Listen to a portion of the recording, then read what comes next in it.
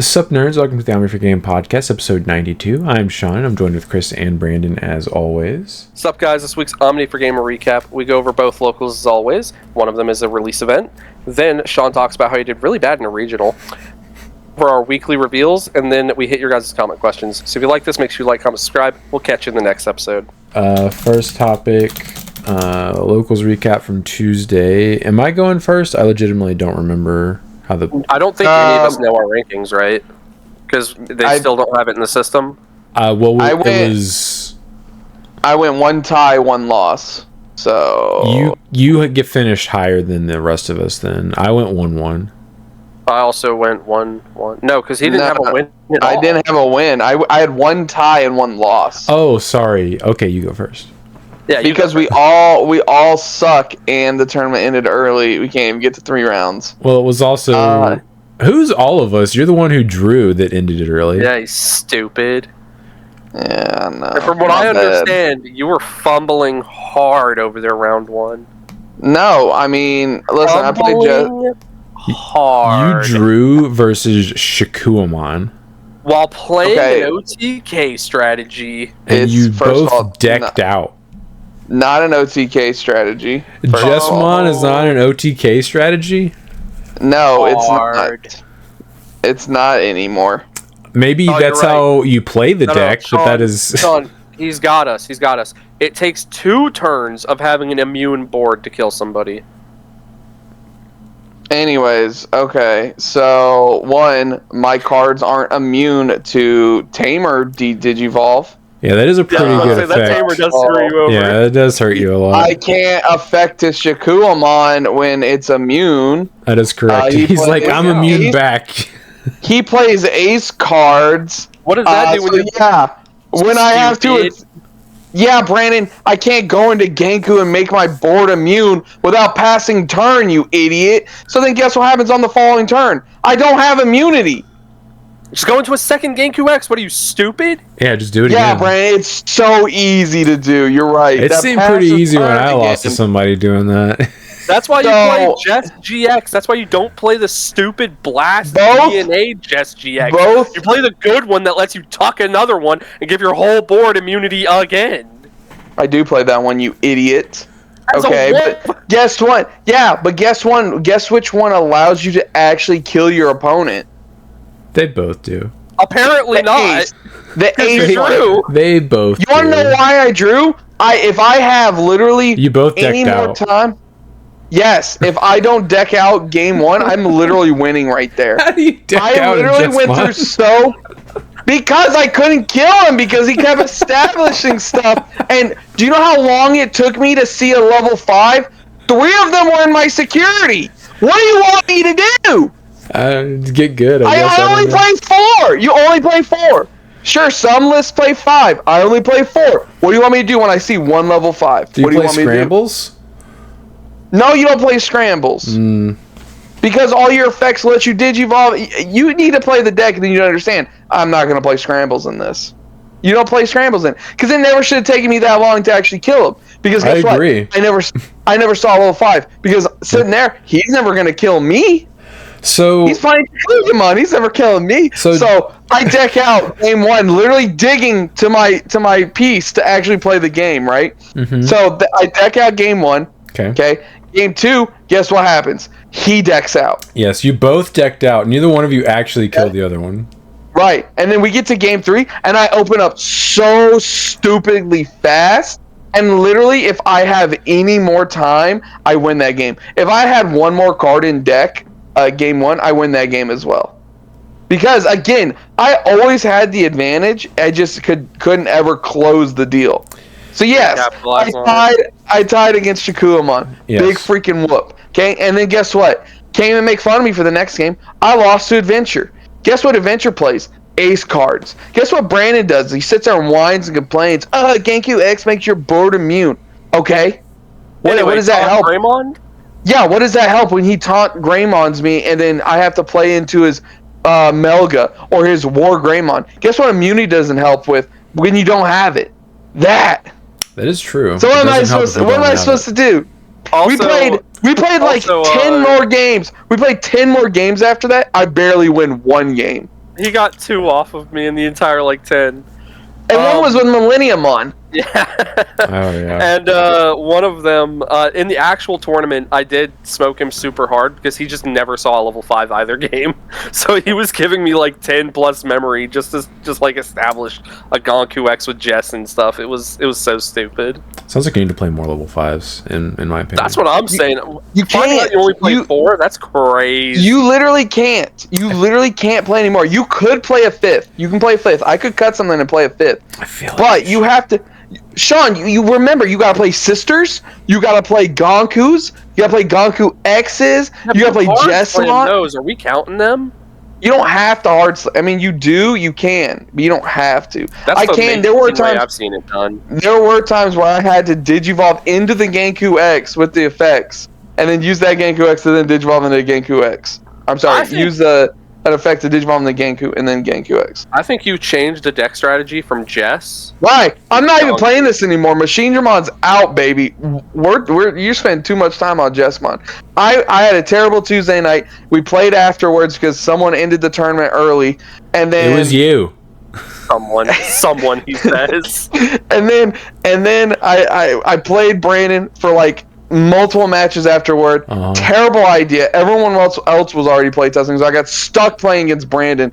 An absolute terrible matchup for both my decks, and then just sat there and got absolutely smoked while all these degenerate Magic players were screaming 2 inches away from me. They were very loud. Just yelling and yelling and yelling. And then it got hot in the store, and then I walked outside and sat in my car in the nice AC where it was quiet. That was my Tuesday. I will say that I don't understand how they get so loud. They're so loud. We're being loud right now, but like when we're in our tournament setting, we as the Digimon community are actually very quiet. Yeah, like our voices only get raised when it's so loud in there we can't hear each other, and it's because of them. Like if we have a funny moment, like we're poking fun at Ben for his Friday crash out, like we'll all be laughing and stuff like that, but it's never like, oh my god, like that ain't Falco, Wombo combo, and I'm just like,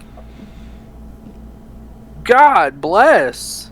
And this isn't all Magic players we're talking about. We're just talking about the specific ones at the store. No. If you listen to this and you play Magic, we're talking about you. It's you. Put your pants up. Put your pants up. Yeah.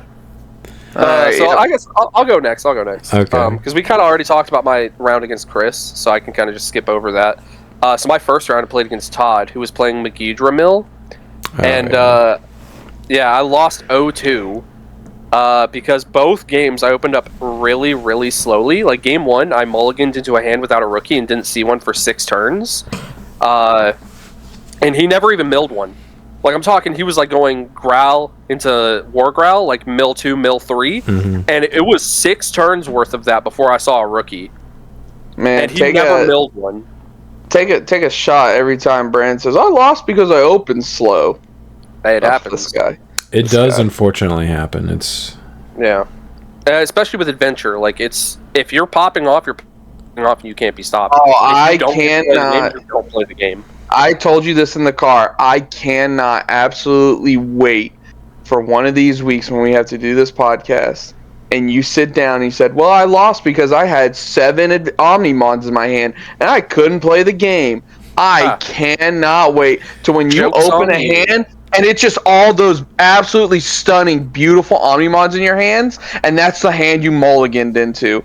And then we just absolutely just slap you in the face.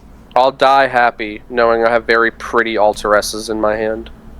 I only play 6 Omnimons, by the way. I don't play 7. Yeah, Chris. He can only brick on 6. Yeah. Come on. Can we talk about... I forgot to mention this. I've been holding on to this. I just unlocked a key memory. All right. In my match against Brandon, Tuesday night, literally, talk about how you just slow rolled for like 4 turns in a row. No, shut up. I go first. Hatch, Digivolve, draw, play something, do everything. Brandon takes his turn, and then I draw for my turn. He goes, hold on, how many cards do you have in hand? I'm like, I forgot about that. Yeah. Many? And he cards goes, in hand? He goes, how? He literally goes, how do you have that many? What? Cards in hand? What? what? And I'm like, what do you think? I'm cheating? I'm drawing extra cards? He goes, well, I think you drew for turn 1. I go, what? I could. He was so serious about it too. I mean, I wouldn't think that you were cheating on purpose, but I wouldn't put it past you to accidentally. And then he's like, I'm like, I explained it to him. I guess asked it out in like a minute, and I was like, okay, yeah, you're right. He goes, I guess that makes sense. I guess that makes sense. What? I guess so. You trying to rule shock me on I this? guess the math is math and cheater. Turn 1, you're asking cards in hand? You're crazy. Anyway. All right, go ahead, Sean. No, I wasn't even close to that. Oh, you're not done yet? Sorry, my bad. Who cares? So anyway. Yeah, so game 1, he mills me out pretty quickly. But the turn I was actually pushing for lethal just to kill him. I checked rivals out of his security and it popped a level 6. I got overflow and passed my turn. So game 2, the exact same thing happens. I'm pushing for lethal because I have to kill him this turn, otherwise he mills me out. And I checked Digimon I designed, and it passed turn. And honestly deserved. Yeah. So both games. When will you learn? One option. When will you learn not to swing at people when you're trying to kill them? When will you learn? When will I learn What a to just fool. never turn my card sideways? What a Had he shown you the Digimon designed in the? I was counting game? them. Yeah. I was counting them because I was like, all right. But you knew that card was in the deck, and you still went to 0 memory. I had to push for lethal. Yeah, I'm assuming. I was at like. I had like 4 cards left in deck. He has a dude in raising. Should have played more Gomamons. Set up. Yeah, play more. Should have played more Gomamons. The stop memory? Yeah. Yeah. I was about to say I could play Tentomon to stop him from using the training. Or you could play Gomamon to stop you from losing by checking a memory gain out of security. Oh, well. Eh. What's this guy not getting, Sean? It's like, what? I can play Tentomon? What do you mean? I thought you were talking about preventing him from evoing. No, I don't even know anything about the game besides you losing because you checked a memory gain option out of security. Yeah. The way the game board was set up, I only had 2 bodies, and I wasn't able to keep turn going into Metal Garu. Otherwise, I probably could have played a Goma out, but it just wasn't how it was set up. Unfortunate. Alright, Sean, you can tell us about your rounds. Alright, I played Rapid Vaccine. That's not what it's called. Rapid Vax. Great name. That's not its name. I played Rapid Vax Golden Armor Bunnies on Tuesday once again. I was pretty sure I was going to play it in the regional. In hindsight, that was a mistake. I should have just played Magna DNA. I was being kind of hard-headed, and I got burnt out on playing Magna DNA. I just played it too much because I played it like basically the entirety of the format, and I just got sick of playing it. And I was learning what the weaknesses of the deck were. One is just getting ran down, obviously. Yeah, getting your poop pushed in. Yeah. Pause. I got paired against Ben, and he was testing hunters, and I drew like really bad both games. Like I basically didn't even do anything. Either game, he just killed me before I ever did anything meaningful. I was gonna say, Hunters feels like a terrible matchup for you. I'm gonna tuck that. I'm gonna tuck that under one of your 20 tamers. Oh, Armor Purge? No. It wouldn't have been awful if I had opened like okay, but like I opened super slow on top of like, you know, that deck being just like a low to the ground aggro deck. Like, it was just, like, really bad. I low-rolled into his seemingly high roll. I'm assuming it was relative high roll. Also, whenever I chunked his security, because I hit him for, like, 2 or 3 damage a couple times, it was all tamers. And I was like, cool. Oh, always. Oh, they play so many tamers in that deck. Yeah. Nothing feels worse than giving them Watchmaker. Because you're just like, alright, cool, they have lethal now. I gave him that, as well as multiple Tagiru or whatever, which he has said is the best card in the deck. Yeah. I don't know. Superior mode's pretty good. The best tamer in the deck, sorry. Oh, yeah, by far the best tamer, yes. Yeah. So I ended up losing that. And then round 2 got paired versus AJ, who's playing Shakuamon. He was the one that drew versus Chris in round 1. I assumed I had a pretty good matchup into that. One, it's not a real deck, unfortunately. And AJ did not draw very well versus me, but I also, like, I have access to Ruin Mode, which is really bad versus decks like that are relying on those dual tamers and stuff. I ended up winning that pretty easily. And then I 2-0'd him. Like, he did not draw well in addition to me drawing pretty well. It was basically like the opposite of what happened in round 1. And then we play tested, and he pulled out Royal Knights, and I found out very quickly that that is an awful matchup for Rapid Vaccine because their dudes are so big, and it is very hard for me to DP minus that much every single turn. And clearing their board doesn't matter as much. Like, that's what I found. The weaknesses of this deck are decks that for some reason I can't clear their board, or decks that if I clear their board that doesn't reset tempo in my favor because they're like a Mega Zoo deck or they're like a cross deck or something like that. Those are like rough matchups for this deck. Where like clearing their board doesn't actually set them back. Yeah, like it doesn't actually like put tempo in my favor. Yeah, because they can still very easily respond to my board. Like decks that like can't do anything until like they promote again. Those are the decks that you have a pretty good matchup into. So yeah, Royal Knights was really, really bad. I think I took one game off of him. We played like 2 matches. I changed my deck a little bit after that, knowing how bad that matchup was, but it ultimately did not matter when I played in the regional. We'll get to that in a bit. Yeah. On to the... You want to talk about your playtesting after that, or nah? I think that was it. I just playtested versus his Royal Knights. And then I playtested versus Ben. How was he playing? I can't remember what he pulled out to play. Maybe it was Angels? Angels? Yeah. But I also just started playing Bloom versus him too. Just because I got sick of drawing poor hands with Rapid Vaccine. Alright. Alright, on to the EX9 release event. Yep, we all tied at second. Yeah, first time I've ever seen multiple people tie with the exact same score. Well, we only had 2 rounds. 5 people tied for second place. Which is crazy. That's I think that I thought it was 5, but I don't know. Well, because there was one person in 4th, the 4 people tied for second, and then somebody in 6th. Because that would be 2nd, 3rd, 4th, 5th. I guess it says a lot. It says a lot about this set that this is probably the smallest pre-release we've ever had. But then at the same time, it wasn't even like a pre-release event.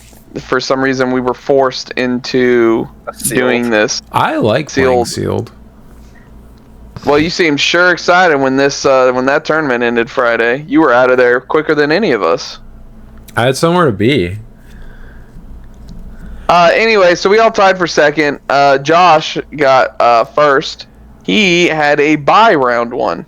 Yeah, he got the bye round 1, and he also opened like 4 or 5 ace cards. Yikes, that's cool. Sure. Sealed formats. I tied round 1 against Will. Because again, I don't like these. I don't like any of these cards. Yeah, I don't like what they do. No, I'm not talking about sealed. We're talking about like the set. Just the set, yeah. Okay. Outside of the specific Machine Dramon stuff and probably the Omni Alter S. I'm sorry, Alter B. None of the rest of this set is very good. Like, yeah. When I tell you, my game against Will, he hard slammed Titamon Ace. And then I said, "Oh, I have that card. If I see that, I'm doing that to you." And that's how we both won our games because there was no answer to just a hard slam Titamon Ace. There's no answer to a hard slammed any of the aces, I don't think. Yeah. I mean, hold on. Titamon Ace is an answer to all the other aces except for probably I think High Andromon. I don't see how it gives all the. It gives retaliation and blocker to all version 4 cards. Yeah, and it plays one out. So like if any of them but I think High Andromon attacks, like you just block with your smallest mon. I also pulled one of my current list. Yeah, dude, you just hard slam that card and you just kind of win from there. Just never attack with it. Yeah, I mean, because game 1 he hard slammed his first, and I was like, oh, I could never attack now. And the set has so much random D Evo. Yeah. And it's just like the monochrome on. So like Dude, monochrome was so good. Yeah, I had initially pull one of those. I had initially digivolved or aced into my Tidamon Ace. And then just the following turn, he's like, okay, Monochromon. And I'm like, okay, so if literally my first card I played game 2, searched, I think it was like maybe the BO, no, not the BO, the Palmon? Is the Palmon one of the searchers? Yeah. Maybe. Added. Yeah, who cares? Added the Tidamon Ace and then hard played it, gave him 7. I said, go ahead. And then I won that game. Because there's no answer to it. So then, game 3 we didn't get to play because we tied. Yeah. He was trying so hard to win. Literally before, like right when you called time, I extended my hand to him like this. Because we both had Tidamon Ace on the board, just looking at each other. There's no answer. Yeah. You guys are just gonna be. It's like Magna mirrors. Yeah, we both just have Digimon on the board. I have like 1 or 2 version 4s and Tidamon Ace. He has Tidamon Ace plus like 1 or 2 version 4s. So I'm just extending my hand, and he's just trying to play the game out, just trying to. I'm like, Will, neither one of us is winning this. I got this. Yeah. Round 2, I played against Stanley. He actually pulled pretty darn well. He had like 3 meets, which one of them was Altar. Crazy. Yeah. He pulled Altar Chimeramon. Yep. Yeah. Yeah, so I think I ended up getting that one 2-0. Kind of same thing. I'm just like, here's Tidamon Ace. Deal with it or you lose. Can you out this card? Yeah, can you out this? And yeah. Oh, also Will opened Analog Youth, which he saw both games. Oh yeah, you did say that was an issue. That was definitely an issue because he always had card advantage over me, because now I understand why Analog Youth is like, hey, we're going to cap your hand at 7 because you're always going to be at like 4 cards. Yeah. Like, I still wish it didn't have that cap. I think that's stupid because if you have multiple, it's like, let me just draw all the cards. But like every round, every game, I was always at like 4 to 5 cards in hand, sometimes less. I'd have like 3 cards in hand. And stuff for effects. Yeah, and it's just like, I don't know. None of the cards felt really great except for that Tidamon Ace. It felt so good. After the tournament, Will built version 4. He's like, I like Tidamon Ace so much. I'm building version 4. This deck is broken. And then I asked him. I said, what's your second level 6? He didn't have one. I was like, dude, you gotta play High Andromon Ace. It's like that's like the other version 4. No, he's a version 3, but he'll only protect himself. Yeah, he's so but good. it's still such a really good card to have. So yeah. So yeah, EX9 kind of sucks outside like a couple cards. That is true. I mean, even those cards. I can go next. Yeah, even those cards that don't suck actually do suck. Yeah. So, I actually did open an out to a Tidamon Ace. I opened up Cernumon, the Wind Guardian level 7. Oh, yeah. And if I was ever able to DNA into it, I just bot decked cards, which felt pretty good. And DNAing into it was actually pretty easy when you have cards like High Andromon. And Who the hell who's letting you DNA? Hey, when you have a hard slammed High Andromon, and then the next turn, you can go into Hydrissy. Pretty good. Well, I guess you don't even have to go into Hydrissy. You can just DNA with anybody. Yeah. Because it's sealed. But, yeah, no, I actually did pull that off against Ben. That's how I won. Hold on, you can... Even in pre-release, you can just ignore the DNA requirement colors? Yeah. I thought it was only for, like, Digivolution. Okay, well, I've never actually had it on me. I'm just glad, like... It is a Digivolution. Yeah. Okay. I wasn't sure if it was, like, one of those things where it's like, well, I know it's a Digivolution, Sean. Do you? It's like option cards, like where you have to have the specific color. I'm like, maybe it's like one of those things. Nope, it's a Digivolution. I will say, Ben did absolute wombo combo me one game because of what I hit out of security. I swung his security with a ace level 6, and I checked File Island, and the stack I had just deleted had a face down Monochromon in it. So he played it back out and de-evoed. So you got to play out the Monochromon for free, and then pass my turn by hitting me with the... Oh, dude, it sucked so bad. I felt so bad. Poor Ben. Is that before? Is that after, before he crashed out? That was before. That was still in the middle of, like, very early game 1. I knew Ben was out of it when I sat next when we were sitting next to each other, and he like flipped over his bottom security. And he goes, "Oh, I also activated that."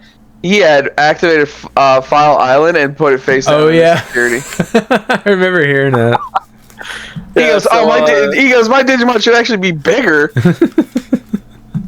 So yeah, I beat him game 1. Nothing crazy really. Just like I was able to bounce back and clear his board.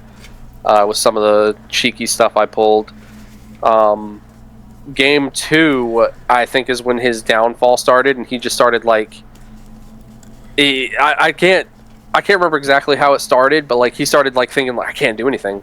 My cards don't do anything. Like, what am I doing? Like, he started questioning everything about like the game. Like, everything he was doing was just like, what am I doing here? And he eventually just like had full-blown like crashed out by the time we get to turns. And I just managed to kill him with my last turn. So I actually went to 0 against Ben.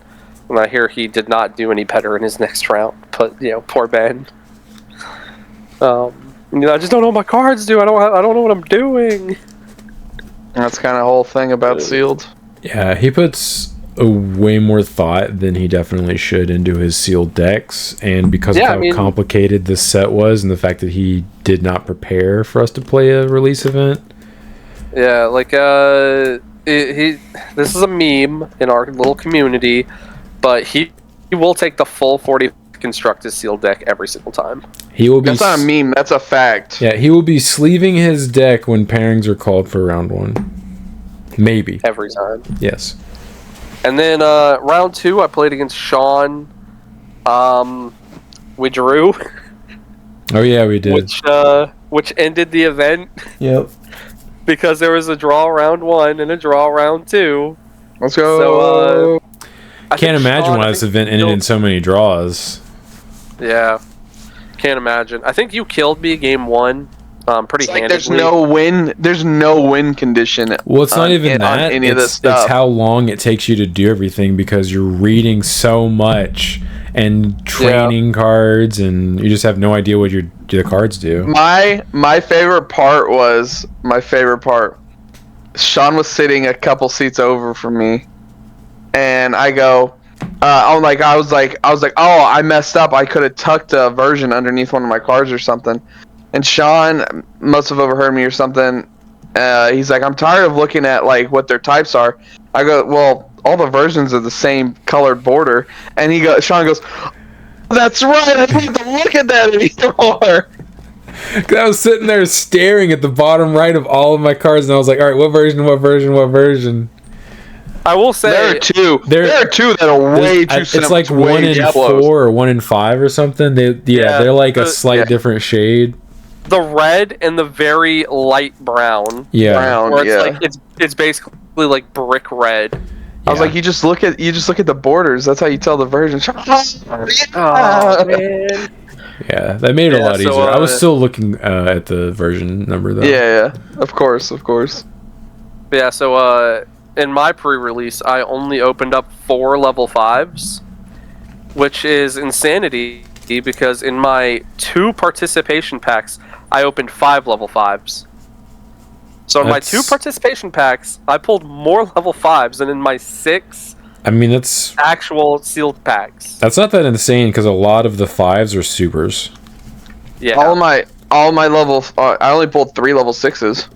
I pulled 2 level 6s. I think I pulled 4 or 5 level 6s. And then you got people over there like Will and Josh who opened up Blitz, Crest, and Omni Alter S. Yes, they both opened up the Trinity.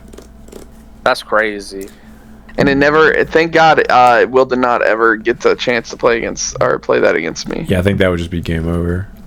Yeah, Jover. It's over, man. It's over. Yeah, so I kill Sean game 2, I'm pretty sure. And then, yeah, because I think I just established a board you couldn't deal with and you just end up scooping. Yeah. You womboed the bejesus out of me game 1 with, like, multiple level 5s. You went into, like, a Mamemon, like a bloody X-Tyrannomon or something like that. I can't remember. I also aced you with a crest. I think you swung at me with a level 5. Yeah, I just didn't have a choice. Yeah, so and then game 2, I just clear his board or something like that, and he just ends up scooping. We go to game 3, and then game 3 we just drew. Yeah. There's nothing. We couldn't kill each other in time. Yeah, we had like 4 minutes left for game 3. Yeah, Sag. Alright, Sean, take us out. Round 1 I played against Stanley. I actually found out something that my deck could do in the middle of game 1, which was actually pretty cool because I was just reading my cards while Stanley was reading his on his turn. Oh, I love that feeling. Let me pull it out. So when you see a play line that you'd never thought possible and you're suddenly just like, yeah. So I pulled the Metal Greymon, the Super, in my pre-release packs. It's one of the 5 level 5s I pulled. And I evoed into it relatively early game 1. And it did what it needed to do. It cleared like his board, but he started to come back on me, and he outed the Metal Greymon. I think he did it with a Monochromon, and then he ended up like outing that stack. And later on in the game, I had a Numamon in my hand. I pulled one of these, and this guy lets you evo into a version 1 in your hand or trash by taking 3 version 1s from your trash. And I was like, yo, dope. And I looked at my trash and I was like, I have 2 version 1s in there, not counting the Metal Greymon. I just need 1 more in there. And when I trigger the effect of Metal Greymon, I will be able to basically clear his entire board. Because I'll have 4 face down sources when I trigger the Metal Greymon effect. And I finally got a 3rd one in there, or 4th one technically, and then did it end of turn, cleared his board, and then ended up winning the game because of it. It's pretty cool. Yeah, that was pretty cool. That almost came up a couple of other times, but I just didn't have enough of the, like, I think versus you, I couldn't do it because I was just missing the number of the right versions to do it, unfortunately. And game 2, he was in a pretty good I was in a pretty good position most of the game, but he finally dropped Chimeramon on me, and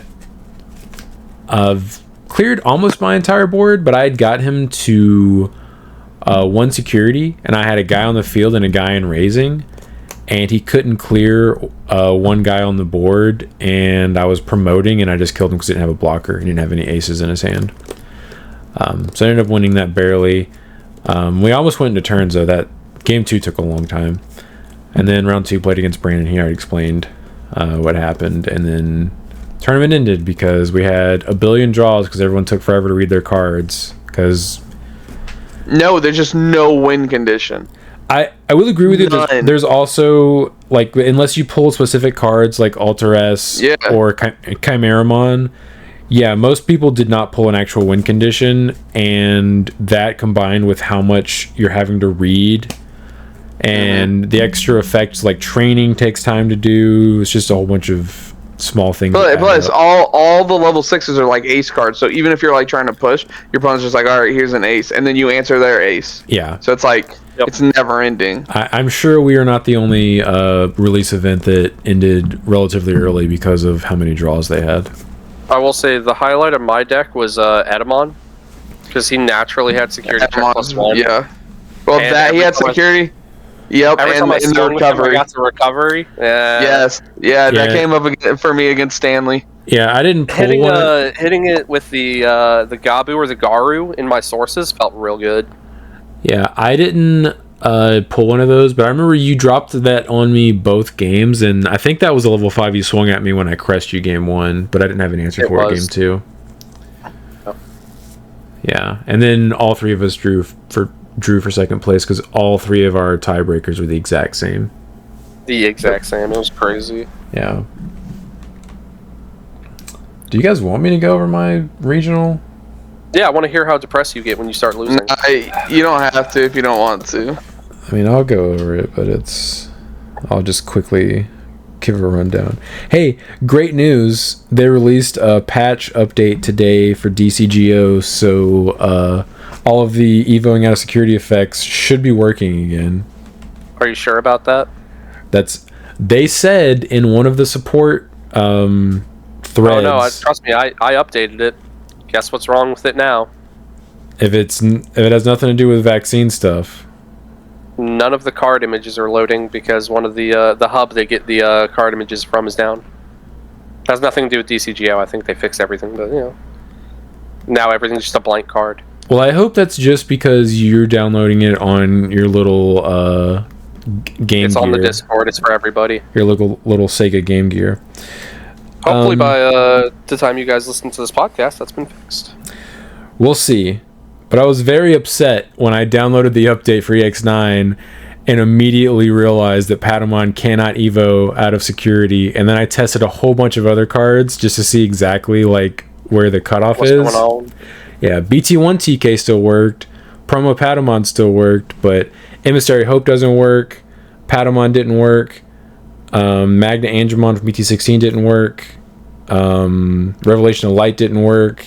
It was like almost... I wonder how that stuff gets broken. Like, how does the code...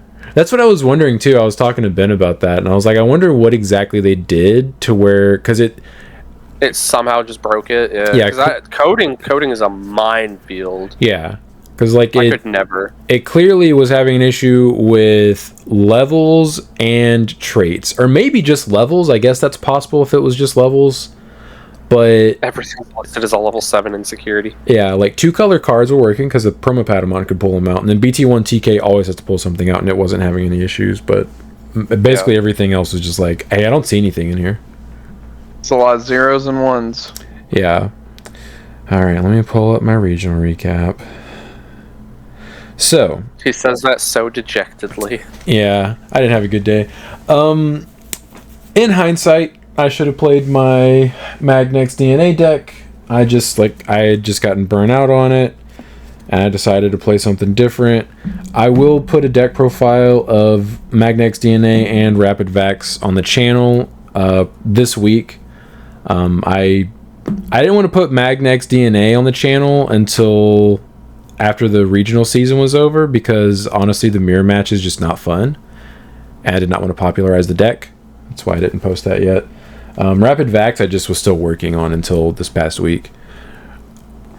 Alright, so I played Rapidmon Vaccine. Round 1, played against Adventure. He wasn't on stream. Yeah, game 2, most of game 2 was on stream. Risu and Panda came in, and he wasn't super comfortable with the deck. Like I was having to... It was basically just like interactions. You can be honest. He picked up the deck that morning, threw it together, and played it. I mean, just watching the gameplay back, I was definitely getting new player vibes from him. Yeah, he definitely wasn't. I mean, he wasn't. Nothing wrong with that. Yeah, I mean, everyone starts from somewhere. Like exactly. It's just crazy to do that in a regional. Yeah, he definitely wasn't well versed in the deck, but I was explaining some stuff to him, like you have to tap your tamers when you play the Digimon to reduce it. When we first, in game 1, he was doing it to where he would play the Digimon, and then he was tapping the tamers as if they were like gaining memory back, and I was like, that's not how that works. He saw one rookie the entirety of game 1, and it was hard played. He hard played it because it was the Biomon, and he never saw another rookie after that.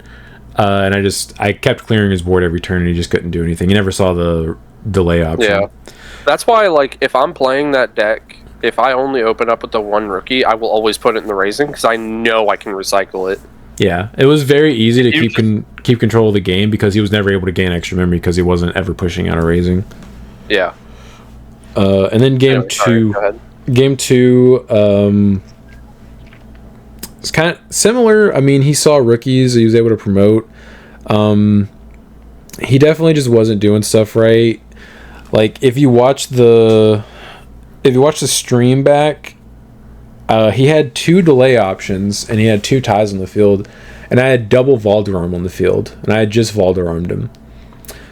He de-evoed both of them, and one of them he de-evoed down to a Pillowmon, and after he de-evoed to the Pillowmon, he tried to trigger his tie, and I was like, you still bot deck the tie, but nothing comes out. Unless you could play a Tamer, but I don't think he at that point.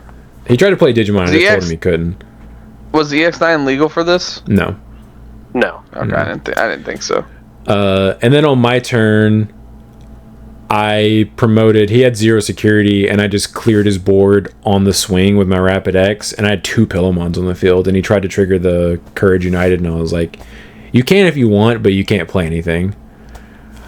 Just to save time, because we were about to go into turns, and I had games, so it didn't matter that.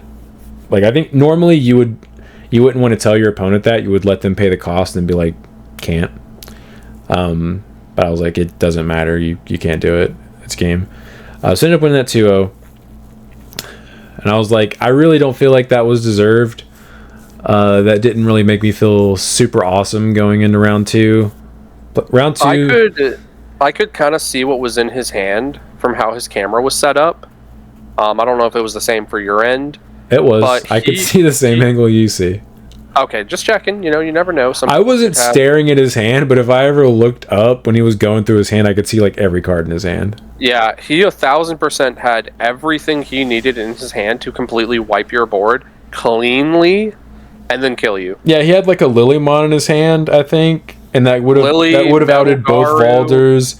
He lilied me at one point and just bot decked my rookie instead of the Valderarm, and I was like, okay. Okay. Yeah. Like, he had everything he needed to kill you that turn. Yeah, that was not... I didn't feel it deserved.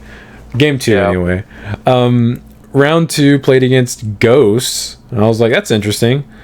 He actually ran me down game 1 and got me to 0 security. I was at 0 security for a couple of turns. And now then tell the audience what this Ghost player said to you that made you chuckle. I asked him what he played round 1, because I was legitimately surprised that he beat someone round 1, because he's playing, you know, a deck that isn't that good, unfortunately. Having built it... a Ghost Mirror. Having built it, I am aware that deck's extremely underpowered. He said he beat Royal Knights, and he was like, after that, I was like, I don't care what happens the rest of the day. I had a good day. And I was like, yeah. He was playing like multiple Psychmons and multiple Reapermons, and both of those are pretty good against Royal Knights. Reapermon stops them from doing the Omekamon Omni X play on you, which is pretty cool, because you just de-evo it. You're like, nope. Yeah. But anyways, game 1, he was at 4 security, and I had one last turn before he was going to promote, and I wasn't going to be able to stop it. And I lethaled him through 4 security because I'm playing the burst mode ace, and I was able to just check all of his security and kill him. And then game 2, he bricked on rookies, and I just won. Round 3, played against Royal Knights. This guy, I'm pretty sure this was the guy that had Drazel sleeves, and he had a couple Royal Knights on his mat. And I was like, damn, dude, I hope this guy's not playing Royal Knights, because I've already discovered this is like my worst matchup. When you see the Thomas wrapped in a Drazel sleeve, it's the Numamon player all over again, where it's like he rolls out the mat and it's just Numamon. It's like, is he playing Numamon? Yeah, when Ben was like, I just need to dodge Nume, and he played like King Nume, #1 fan, round 1. Yeah, his username is literally got Nume in it. Yeah. I tried my best, but I couldn't keep up. Like I said, like, clearing their board, even if you can, doesn't matter, because they're just going to continuously put another guy on the field, and they're always going to be able to clear your stuff. Armor Purge doesn't really matter versus a lot of their removal, like or you can just like get out of here. So it's just a really bad matchup. I ended up losing that 0-2. Round 4, played against Gallon X. That's an awkward matchup. It's not the worst matchup in the world, because you can, if you clear their board, you do reset tempo, so like you can actually like kill them. I won game 1. Game 2, he chunked me with a Gallant X play, and I just couldn't stabilize after that. And then security, what?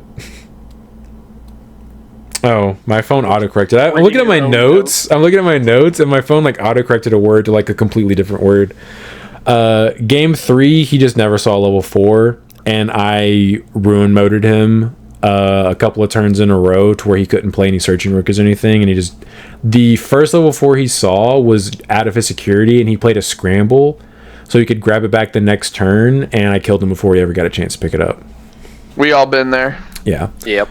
So I ended up winning that 2-1. Round 5, played against Megidra, which this is actually supposed to be a good matchup for me. Through testing, if you ever establish 2 Rapid X's on the field, you probably just win the game. Because if they ever turn Megidramon, or not Megidramon, but War Growlmon sideways, it just would die immediately. And you gain 4 memory off of it, and they can't rush you down with their level 4s or the rookies or anything, because they'll just die if they turn them sideways. And I'm also playing Mimis, which steal memory off their Grav Crushes. They opened really fast both games, and I just did not. I drew very slow, and they just killed me. Nothing I could do. Lost that 0-2. Then round 6, got paired against Royal Knights again, and I was like, cool. Cool, thanks. Yeah, cool. I started doing something. I think this was the guy that game 1, I started looping my burst mode ace back to my hand with my scrambles. And I was like, this seems like it might be a good strategy versus them. But he had like 3 or 4 cool boys on the field, so he was drawing like 4 cards a turn, so it didn't matter. I wasn't going to be able to out-resource him, unfortunately. Ended up losing that 0-2. And then round 7, played against another matchup that I hadn't considered, but is also a really bad matchup, Magna Armor. Because the starter deck Magnamon kind of pees on me because it strips 2 of my sources. My Rapid X effect is no longer active, and they go into Magna X, and they're like, I'm immune, LOL. And I'm like, you right, can't do LOL, anything. get touched. Yeah, lost that 0-2. You know, my armor's bigger than yours. Yeah, and I'm immune. Yeah, get immunity, yeah, idiot. And there were only 8 rounds in this tournament. If there were 9, I would have dropped after that. But there was only 1 more round, so I was like, whatever, I'll just play it out. And then my round 8 opponent was like, yo, dog, I went to dinner, you can have the win. And I was like, cool, good end of the day. Might as well just drop. So did you finish X3? No, I went 4-4. Oh, 4-4. Okay. Yeah, with my round 8 opponent giving me the win. He said he asked me what I was playing, and he was playing Virus Imperial. That matchup could go either way, but honestly, with how my day was going, I probably would have lost that too. So I finished 84th. Ben had an equally rough day. He was playing green-based Rapid X.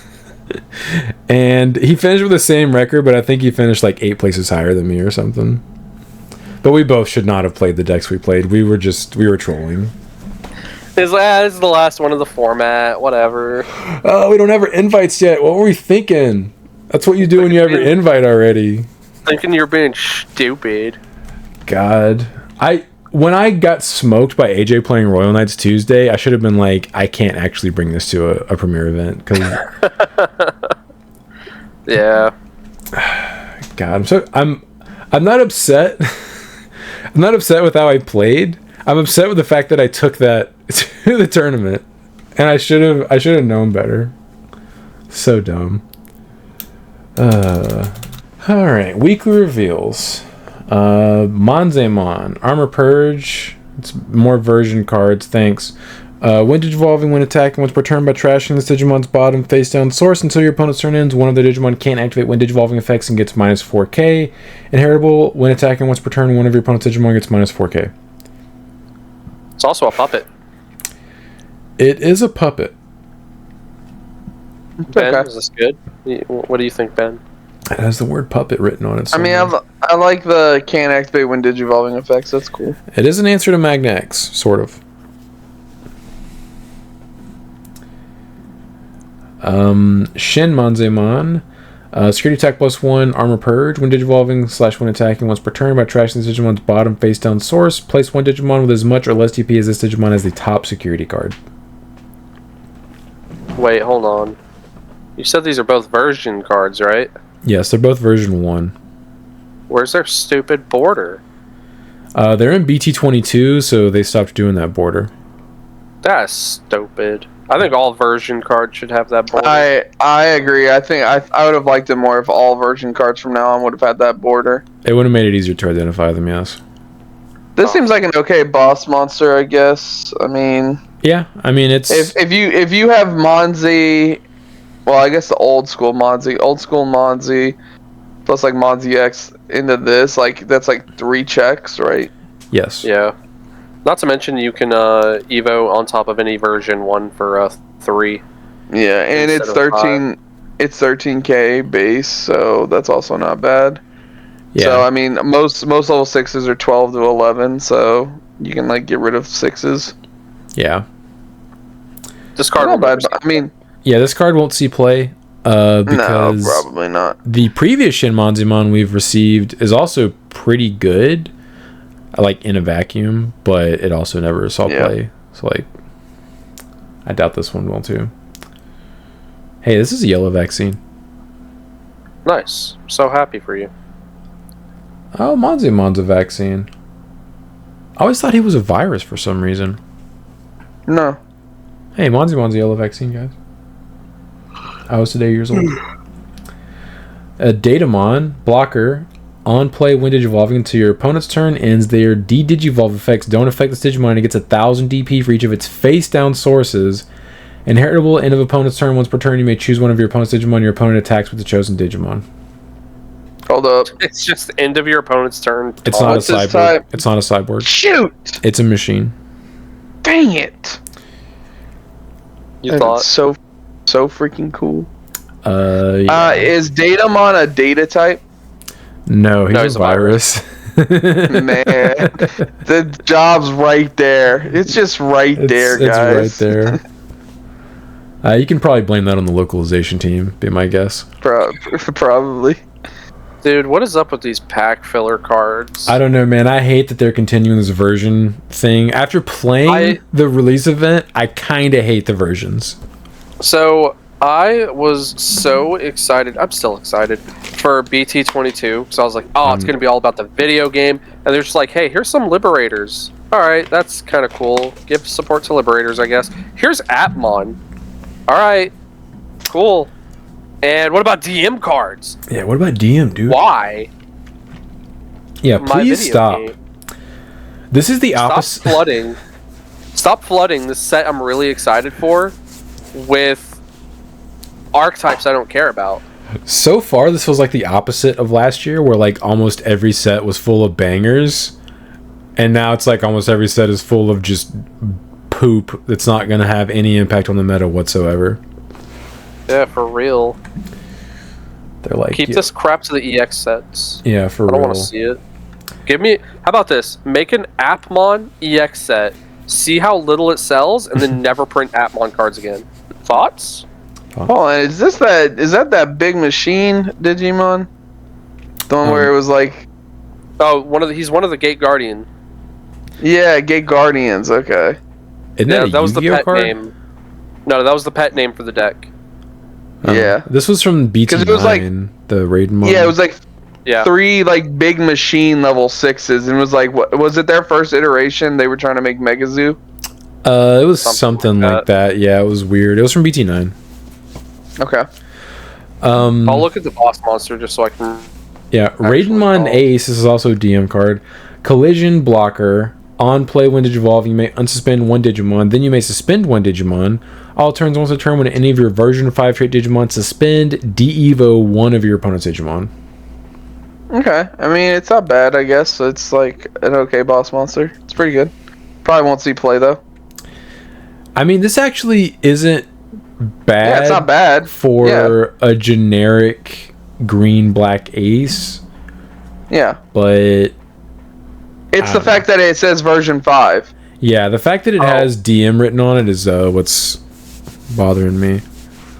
Raidenmon was actually the boss monster. Okay. Because he's the one who placed. Yeah, he's the one who placed Raijin, Fujin, and Sujin underneath him. Yeah. That's why they called him the Gate Guardian. Alright, then we have Cyber Sleuth, Kawagamon.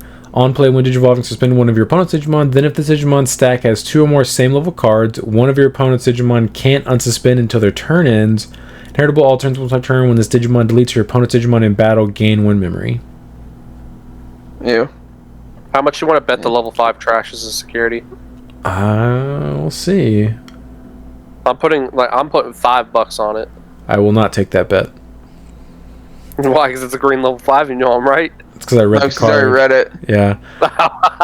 Okuamon has Fortitude, and then on play, when Digivolving, suspend one of your opponent's Digimon. Then if the Digimon stack has 2 or more same level cards, return one of your opponent's suspended Digimon with the lowest DP to the hand. Inheritable all turns. Once per turn, when this Digimon deletes your opponent's Digimon in battle, trash your top security card. Yeah, at least it's all turns. Yeah, these are actually kind of bad for the CS. I don't think Insectoid is playing. They might see play in Tyrant.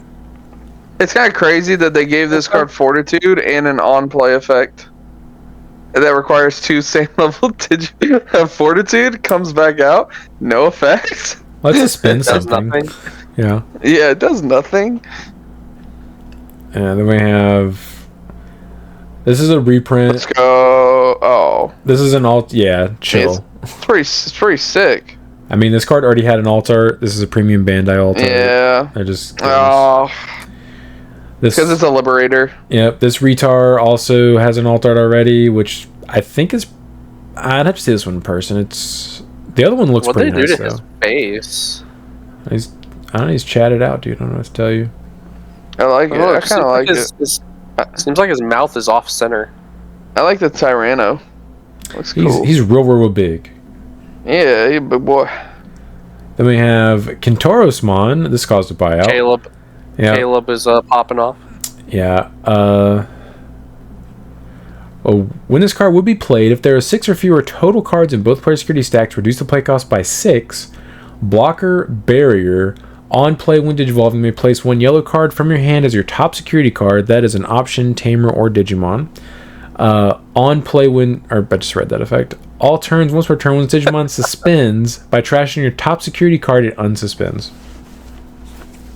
Man, the fact that they're like, hey, we're gonna just keep supporting Royal Knights is crazy. Because like that first entire part of the effect won't even work in its regular deck. That is strictly for Royal Knights. This will work in its regular deck. All of these effects working. You don't remember playing against Caleb playing Kentar?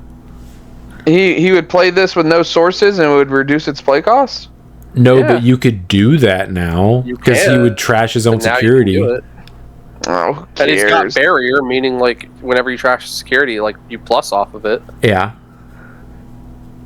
I bet you pre-release stamped Odin's Breath for $100.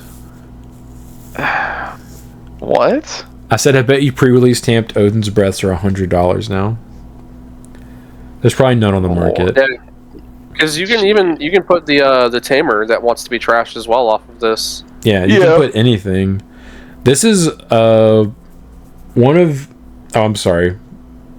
I lied. There are a couple that are about $5 a piece, but there's not a lot left on the market. Get them while they're hot. Yeah. It's okay. It's not going to break the deck. People buying out Kentorosmon stuff for coping. Yeah, I mean, also it's a CS trait, so you can use it in the CS deck. It'll be more competitive, more fun deck now, but like, unless the rest of the support, which I think we've seen a couple cards, we all kind of agreed they were also okay. Yeah. It needs a lot more than just that. Yeah, it doesn't feel unfair. Yeah, it doesn't, which means it's not good. Leopard Ace. On play, when Digivolving, you may play 1 5,000 DP or lower Digimon card from your hand without paying the cost. Then all of your level 3 or higher Digimon gain blocker until your opponent's turn ends. All turns once per turn, when any of your other Digimon would leave the battle area, gain 2 memory. Now this is just straight up super good for Royal Knights, right? You can give a whole board blocker. It's another Royal Knight you can play for cheap. And then I think the other Leopard. I think the other Leopard already gave everything blocker, didn't it? Yeah, but this one's cheap. This one is cheaper. Notice, like, but also, if you have multiple cards on the board, let's say you go Magna Leopard, Magna would leave first, because you can order your effects. You could draw, and then gain 2 memory off the Leopard, and then the Leopard would be absorbed, right? Yes, because so they actually leave the field at the same time, but because this is an interruptive effect, you would gain the memory in that situation. So yeah, it would just give you 2 extra memory on your next turn if you had another Digimon to play.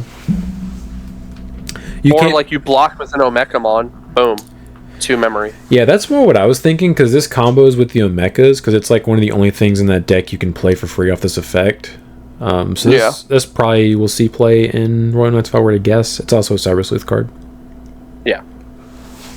That is cool though, just getting 2 extra memory at the beginning of your turn. Something Royal Knight players needed. Yeah, right. Then we have the new Mirai. Seen some people cope about this. 3 cost. Start your main phase. By returning this tamer to the bottom of the deck, you may play one play cost 4 or higher Mirai or play cost 4 or higher tamer card with a CS trait from your hand without paying the cost. On play, by trashing 1 card with Holy Beast, Angel, Archangel, Fallen Angel, or CS trait from your hand, draw 2. I think this deck is probably going to be infinitely better in CS than actual Mastemon. I unironically believe this card is better in my Omni DNA than it is in a Mastemon deck. Yeah, I don't think this is a very good card. It requires you to make it to the start of your next main phase to get the benefit. Yep.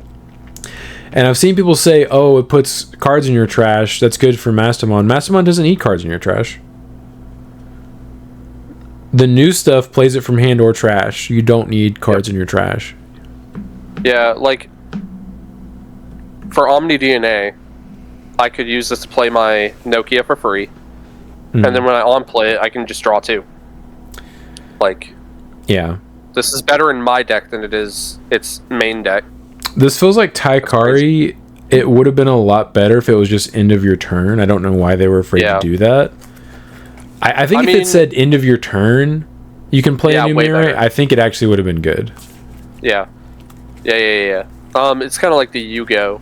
Or no, Yuko. God, I always get them mixed up. He does something similar, where you bot deck to reduce the play cost of a tamer. So. Yeah. Unfortunate. I think Mastemon's a cool deck. Hopefully one day it'll be tier 1, but this ain't helping. This ain't it, Chief. Then these are reprints from the premium Bandai product. I like the design of what they're going for, like making it like a panel out of a comic. It looks cool, but almost every single card they're reprinting already had an alt art. Has an alt art, yep. Like this one did not, the starter deck card, but I'm pretty sure this one did, if I'm not mistaken. It had like an Evo Cup alt art. I believe so. But yeah. Sumimon. Your turn once per turn when any of your Digimon with the unidentified or CS trait are played, draw 1. Pretty That's good. not bad. It's probably the best Tama that they have now. This probably replaces your previous Sumimons in Dia. Yeah, because wasn't there the one that gives you DP and then another one lets you draw, right? There's one that gives you DP and then one that draws a card when you swing and you're unidentified. And then I think there was a third one. I can't remember what the third one did though. There is, but I can't remember if it was strictly for Dia or if it was like one of those black Tamas where it's like random. Well, there's the one for Galacti. That's a Sumimon. Oh yeah, but that one's strictly. Yeah, that's obviously Galacti. Yeah, right. That's what I was thinking. This one probably is the new best one, just because you need draw power in that deck. Shame that and it works if you play. Yeah, it works if you play any unidentified, not just the Aboramons. Yeah, it's a shame that it's once per turn. Yeah, could you imagine? I can. Oh, Errata, play 2 tokens, draw 3 cards. I mean, they have that inheritable. It's just not on their Atama. Yeah, I'm saying, like, imagine they had both. Yeah, I mean, Dia needs draw it. 7 cards. That deck sucks. Yeah. Then we have Infirmon. On play, when digivolving, delete one of your opponent's Digimon with a play cost of 5 or less. Then if you have Errata or Eater Abdomen, your opponent's effects can't reduce the Digimon's DP or turn it to hands or decks until their turn ends. Inheritable all turns will return when any of your Digimon with the unidentified trait are deleted. You may play one Diabora token without paying the cost. I mean, that's pretty good. That's actually really good. That's a good level 5. It's protection from hand bouncing and deck bouncing. You can't DP minus it. That's pretty good. It is. It also, you can block with your tokens and then just spawn another one. Spawn another token. That's pretty good. Yeah. Or you can... Especially if you have the... If you have swing the with it. Yeah, you can swing with it if they don't have jamming and they die. You just pop it and play another one out. And then hopefully you have the rush inheritable that just gives a rush. Ideally. Yeah, this Not actually... to mention, there's the other Infamon where whenever one is played, you de-evo. So if you have 2 stacks... I mean, you already won the game if you have 2 DS stacks. Yeah, I hope you're winning by that point. Yeah. Hey, I hope you're just toying with them. You're just messing with them. Yeah, Let's see how far we can go. You're just styling on them. Yeah, this actually seems like it's good for Dia. Yeah, very good. Then we have a new Diaboromon. Has Alliance, which is... That actually makes a lot of sense. I mean, you have tokens. Yeah, it's about time. Yeah. When digivolving / when attacking, you may play one Diaboromon token without paying the cost. Not once per turn. And then all turns once per turn, when any of your other Digimon with the unidentified trait are played, delete one of your opponent's Digimon with the lowest play cost. That seems pretty good. Yeah, that's pretty good. I mean, if it wasn't... that one is... Yeah, I was going to say that is... Yeah, that is once per turn, so... Ugh, that sucks. If that all wasn't turns, once per though. turn, I think it could be nutty. Yeah, but the fact it's all turns. This guy also he evos for 3 on Infirmon as well, so he doesn't actually cost 4. And the CS trait. And CS trait. Sean, the Infermon's inheritable is all turns, right? Yes. Yeah. Yeah, okay, so you can block with it, and then you could play out another one. Because, all your tokens are going to have blocker because you play the Errata, which is Dia support. All right. It's now that we have seen these 2 cards, I will agree you're definitely playing the new Errata because this guy probably replaces the one that gives them jamming and blocker. Yeah. But if they hadn't printed a new Dia that replaced that, you would not be playing that new Errata. I mean, I'm 95% sure that's what I said when the card was revealed. Like, we're probably going to get a Dia that's more offensive based, and you're not going to play the blocker jamming one. Yeah. I was on record. I mean, how are we supposed to confirm that? Yeah, nobody. Shut up, Brandon. If only somebody could go back to the episode and timestamp it. There's no way for me to check that. Brandon was right. Nope. Boltmon, it has Rush. I've seen some crazy combos with Jimmy Ken's deck with this card. Cool, dude. If you see the pieces, it's kind of funky. I mean, it's a purple deck, so I'm sure you can break it in some way. Fresh. Yeah. He's also a cyborg, Chris. Yeah. It's level 6 though. It doesn't count. It's not the same. 6. Your turn, the Digimon gains all main effects of its Digivolution cards with a flame trait. When attacking once per turn, delete one of your opponent's Digimon with the lowest level. And this guy has Assembly -6 with 5 flame trait Digimon cards with different card numbers from the trash. Okay. Yeah. So that's why he has Rush. Okay, even though he costs 6 memory to play. Yeah. No, I've seen people. I saw this video. They were playing just like the flame deck with this card, and they were literally looping their cards. They were. Yeah, it was pretty weird. God, so we got what, bolt loop to look. It didn't look like it didn't seem like he could kill your opponent very quickly with it, but like you're able to just masturbating every turn. Yeah, you could just keep looping those cards over and over and over again. That sounds really fun to watch when your opponent is literally not doing anything constructive, but they're just touching themselves. Yeah, it was. Thanks, Bandai. A new alt art for Pyramidimon. Jesus, that's blurry. And then a new alt art for Close. Those both already have alt arts. Thanks. Here we go. These are finally. They should have done this when they first printed these cards. Yeah, your turn. They're finally type locked. Once per turn, when effects place this Digimon's top stack card as its bottom resolution card, draw one and trash one card in your hand. I still don't think this replaces Sun. No, I agree, but I do think it It's still a good effect, though. It's still a good card. It's another option. It is, but I don't think you play this. I don't think this replaces the Evo for one less, because you already have a bunch of draw power / search power in that deck. Like, you'd probably be more. You're one of your biggest concerns is decking out with that deck. Yeah, it's still a good card, though. And then now we have another searcher. Yes, we have a new Lunamon. On play for the top 3 cards of your deck, add 1 card with the Nightclaw trait and 1 card with the Lightfang or Galaxy trait among to the hand. Turn the rest to the bottom of the deck. Inheritable main once per turn by placing this Nightclaw or Lightfang trait Digimon's top stack card as its bottom resolution card. Draw 1. So you have a 3rd rookie now. Yep, you have a 3rd rookie. You don't have to play that Agumon that I somehow saw people playing, and I was like, what are you doing? Some people played Uko, some people played Agu. I personally didn't play a 3rd rookie and just played 4 Wisteria memory boosts. But now you don't have to do that, and you just play 4 of this guy. Yep. Or the Corona. We don't know what the Corona is yet. It could be even better. It could be. Yeah, that's probably going to be in the next set. Because we're only getting the Nightclaw in this set. Yeah. Oh, so okay. A minute. We got a new Dianamon. Has Ice Clad and Blocker. When Digivolving this Digimon's stack has 2 or more same level cards, trash any 4 sources from your opponent's Digimon, then return one of your opponent's Digimon with 1 or fewer sources to the bottom of the deck. End of your turn once per turn, one of your Digimon may unsuspend. Inheritable, end of your turn once per turn, one of your Digimon may unsuspend. What was that keyword he had? Ice Clad? Ice Sweet? What's that? What? Yeah. Oh, that. Oh, it's Ice Sweet. Okay. Yes, it's Ice Sweet. Now I know. Yeah, now I know. That was always one of my biggest problems with actually playing Galaxy, and then if you were playing their actual level 6, 7. 7. I'm sorry. Yes, they're 7. Was we always talked about this? They had no way to unsuspend. Like you could attack with it, but you had no way to unsuspend it. They were like, you had Blocker, but you were suspended the whole time. Yeah, it was either swing or block. You yes. do both. And now they're like, you know what?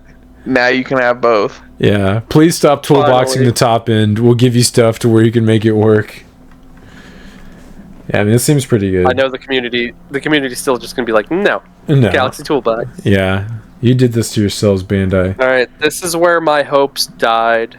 All my hopes and dreams died with this card's revealed. Kiaramon, your turn once per turn when any of your tokens or other puppetry Digimon are deleted, draw 1. Yeah. This is the second yellow Tama. This is set number 2. Set number 2. Which means I'm not getting an Omni DNA Tama. It feels bad. I was hoping we'd get a second blue Tama, and I was coping real hard that it would be like a Sunamon or something. Nope. Gonna have to wait for 23 for that. Yeah, instead I'm sure Ben's happy with that. I'm sure he is because it has the word puppet written on it. Correct. Then we have this hideous alt art of Invisimon. Yeah, I can see him. What the hell? Hideous alt art of this guy who already has an alt art. Thanks. Then we have more puppets. Shumon, on play, on deletion, one of your Digimon with the puppet trait gains blocker until your opponent's turn ends. Inheritable when attacking once per turn, minus 2k to one of your opponent's Digimon. Alright, cool. Yeah. That one doesn't seem very good. I'd rather play the searching ones, honestly. Shushumon. On deletion, you may play one level 3 Digimon card with the puppet trait from your hand without paying the cost. Inheritable when attacking, minus 2k. I think that's actually a pretty good level 4, because you can overclock with it, and then get another level 3 out, and then use your Tamer to play another level 3. Yeah, that's true.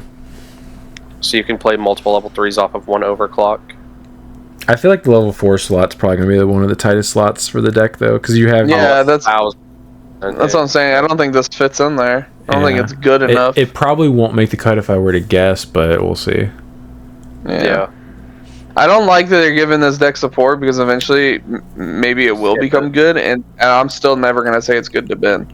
Correct. I will never say to Ben's face that puppets are good. If you skip these 2 images, the one under it is way higher res. Oh, okay. You can actually tell what's going on. Cool. Yeah. So we got a new set of training cards. This is a premium Bandai product, like the memory boost we got. I really don't appreciate what this artist did with the Fox one. Renamon. Yeah, I don't understand. Yo, why is she caked up? Yeah, this is definitely furry bait. You can't tell me it's not. I I appreciate that Commandramon is back there trying his best. Bro is lifting weights. He's got to get those weights. Out. There's riots out in the street, man. He's got to be out on the front lines. He's got to get his pump in. I wonder if these are going to be at Nationals, the first Nationals this year. That'd be cool. So, I was going to say, if you look at their card art, they're all doing what their training is implying. So, wisdom, they're studying. Oh my offense, god. They're doing moves. They're meditating. Yellow is just caking. Yellow is caking. Yeah. Yo, why? Good lord, why? The artist just decided to make a creative decision. They said, hey, how do we sell this product? Put caked furry bait on it. Yes. So this reminded me to say something. Me and Ben did sign up for the LCQ at this summer's Nationals. So we will be driving to Texas and hopefully qualifying for Nats at Texas. If we don't, whatever, we'll play inside events and get prizing.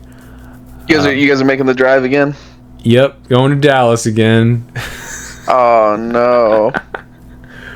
It's worth it, dude. It's worth it. When is that? Why can't it be closer? It's September 19th. So it's like 3 months from now, basically. But LCQ is like the Thursday or Friday, and then Nats is like that Saturday, I think, if I'm not mistaken. So hopefully we qualify. We'll see. But we figure we might as well sign up. Yeah. And we also signed up for the next 2 regionals, which that was an adventure this morning. I have Syndrome on play. I don't know why this has an on play, but on play when digivolving, you may play one familiar token, blah blah blah. All turns once a turn when any of your other Digimon are deleted, you may activate one of this Digimon's when digivolving effects. Yeah, I don't think there's a way to reduce this thing's play cost. Yeah, why is this an on play? Also, the tower? It's artist pool. Is the tower falling, or is it like a rocket? I can't. I think she's holding it. I think she is holding it with. You're right. She's holding it with her hand. Is that her weapon? She just throws a tower at you. She's throwing Big Ben at you. I don't know what's going on. Bruh, she said, "Hey, plane hit tower." No, tower hit plane. That is correct. That's crazy. And then we got this odd-looking feller. John, if you saw this guy in the video game, what are you thinking? You thinking good guy, bad guy? I think he's got problems. He is giving like Joker vibes. Fair enough. Is he a bad guy in the video game? We will not say. I don't know. He's a cool, chill guy. If I'm willing to be spoiled, just spoil me. He's definitely just read his effects and then tell us what you think. Okay. Yeah, he's definitely not the guy who infected Arata with the Eater. Okay. That's definitely somebody else. That's not what he did? Okay. Your turn, when any of your Digimon with the Eater trait are played by spending this tamer, gain 1 memory. Then if you have 7 or fewer cards in your hand, draw 1. Main places tamer as any of your Mother Eater's bottom source. Inheritable all turns while Digimon is Mother Eater. It gains Rush, Alliance, and Scapegoat. So he's bad. I mean, I would hope so. It would be odd if he told me he was a good guy. One of my favorite parts was Brain going, well, Mother doesn't have Rush. And then they announced this card like a day later, and I was like, wait. Yeah. What'd you say? What'd you say about it? So it's got protection. Well, and Alliance, what'd you say about our mommy not having Rush? Yeah, I don't know what's the deal with people posting the Shoto Mother Eater memes, because that is not the same. It's not. No, it's not. It is nowhere near the same. I don't think Mother Eater says, I'm invulnerable to everything. Yeah, she does not. Why do these cards exist? Why are they taking up pack space? Oh my god, this is an Atmon card. It is. Look at his face. Look at his dumb little face. What in the Timu Naruto is this card? He looks like that kid from Stranger Things that like his palate or something wasn't formed right. Oh, I think his yeah, name yeah, is the actor Dustin. who, yeah, Yeah. the actor who His mouth legitimately just like didn't have his teeth grown out. yeah, his mouth just looked weird because of that. That's what his mouth reminds me of. Just read the stupid card. Anyway, start your main phase. If your opponent's Digimon gain 1 memory. Your turn when any of your Digimon get linked by spinning this tamer, one of your opponent's Digimon gets minus 2k. Then one of your Digimon may app fuse into a Digimon card in the hand. I hate this card is actually like okay. I hate that it's okay. Yeah. I hate that it's generic enough to be used in both app decks. I didn't even realize there's more than one. That's unfortunate. Well, there's I think his app deck, and then there's the Gaiamon or Gaiamon. Cool, dude. I didn't realize we're gonna have multiple branches of that archetype. I'm pretty sure you can just play them all in the same deck, but I think they're supposed to be 2 different lines. I could be wrong. I don't know about Appmons. Yeah. Music of the Heart. Main, draw 1, then place this card in the battle area. All turns when any of your Appmon trait Digimon are played, delay. You may link one Appmon trait Digimon card from your hand to one of your Digimon without paying the cost. Okay. Whoever asked for Appmon cards in this card game, I hate you. Then we have Skibidi Toiletmon. Also already had an alt art. This does look pretty good, though, I will admit. No, the best part about this card is Hexblow on the back. Yeah, I was gonna say it does have Hexblow on it. Hexblow. Yeah. Yeah. And then I just hate the design of that thing. It's so ugly. Yeah, she also already had an alt art. Cool. What and even is this thing? This is the new Appmon boss monster for, I guess, the second deck for Appmon. I don't know. Yeah, because he's another god. Yep. Pretentious. His name is Oriunsomon? Our Anusmon? Alright, yeah, that's another one. Our Anusmon. Alright. Alliance and Link +1. When Digivolving /1 attacking once per turn, you may play one level 4 or lower Appmon trait Digimon card from your hand without paying the cost. All turns once per turn when any of your Digimon are played, you may link one Appmon trait Digimon card from the Digimon sources to one of Digimon without paying the cost. He also add fuses from Entermon and Fakemon. Yes. You know what my opinion on this card is? It shouldn't exist. Oh no, this thing's gonna have an alt art. Most likely, yes. Almost every super rare gets an alt art. I hope this is the Chaosmon of this set and it doesn't get one. Yeah. I hope. They eventually printed one for that card, though, so we'll see. Our Anusmon needs to get out. Yeah. Look, Sean, look. It's a new Agu X. Dynamon support. Agumon Are you X. excited? No. On play, when Digivolving, you return one Digimon card, Tyrannomon in its name, or the dinosaur trait from your trash in the hand. Inheritable, all turns once return with this Digimon. Delete your opponent's Digimon in battle, gain 1 memory. But he Evo's on top of Koromon and Agumon for He free. sure does, and he's purple and green, which works so well for Greymon archetypes. Yeah. He can recycle a dinosaur. Most of your cards are dinosaurs, right? You can recycle your level 4s. Yeah, everything after that's, cyborgs and, Dragonkin, but... Correct. Dark Tyranno X. When Digivolving, if Dark Tyranno or X anybody's in this Digimon sources, delete one of your opponent's level 4 or lower Digimon. When attacking, this Digimon may Digivolve into a Digimon card, Tyrannomon in its name, or the dinosaur trait in the hand. Doesn't say without paying its cost. Inheritable, all turns, once per turn with Digimon, delete your opponent's Digimon in battle, gain 1 memory. I don't think any of them allow you to do it for free. I think most of the time it's like cheaper. But don't they reduce it normally? Yeah. That's what I was gonna say. Some of them, most of them reduce it. Yeah, this guy sucks. That's so lame. That's lame as hell. Yeah. Now this Metal Tyranno X. Pretty metal. He looks very metal. He does. He also has a rule trait, has dinosaur type. He is also a cyborg. Yes, this is a cyborg, Chris. Collision. When Digivolving this Digimon gets 4,000 DP until your opponent's turn ends, then if Metal Tyrannomon or X anybody's in this Digimon sources, one of your opponent's Digimon can't Evo until their turn ends. Inheritable, end of opponent's turn, once per turn, you may choose one of your opponent's Digimon. Your opponent attacks with the chosen Digimon. Yeah! It's end of turn taunt. Yeah. Yeah! That's so much worse than beginning of turn taunt. So agreed. Much worse. Now, I will say, I really wish that also said on play. Yeah, but Yeah, you but then know, how are you going to have X Antibody or Tyranno under it? that is true. No, I know. No, I know. I'm saying this is just strictly for EX9 Machine Digimon. Yeah. Oh, so you can get the... Yeah, so you can just retrigger it. Yeah.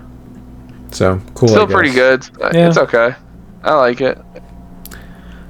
Rye. There you go, Sean. This is Go for ahead, you. Sean. This is this is all you, buddy. God, I forgot about this. Start of your main phase, your opponent's Digimon gain 1 memory. End of your turn once per turn by deleting one of your other Digimon or Tamers with Nightmon in their text or the CS trait the Tamer may Digivolve into Lord Nightmon in the hand with the Evo cost reduced by 3. Lord Nightmon support. Let's go. Lord Nightmon. Yeah, right? Sean? The only Lord Nightmon that can Evo into this is one we have yet to look at. So no, this is not Lord Nightmon support. Lord Nightmon support. Yeah. Is it really? What about Ace? Oh no, because this is Lord Nightmon Ace on the card. Oh. No, that's not the issue. Ace is not. Yeah, it doesn't say it doesn't say ignoring the Digivolution requirements. It needs to be a Lord Nightmon that can Evo on top of her. Right. Yes. Okay. That's right. That's the problem with all these cards. Yep. And then we have more stuff that already had alt arts. I mean, this looks pretty nice, but this also already had alt art. Cool. Yeah.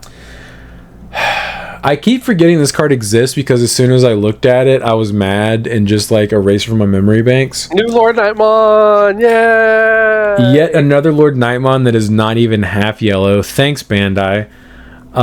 It's black and red. Okay. Raid reboot.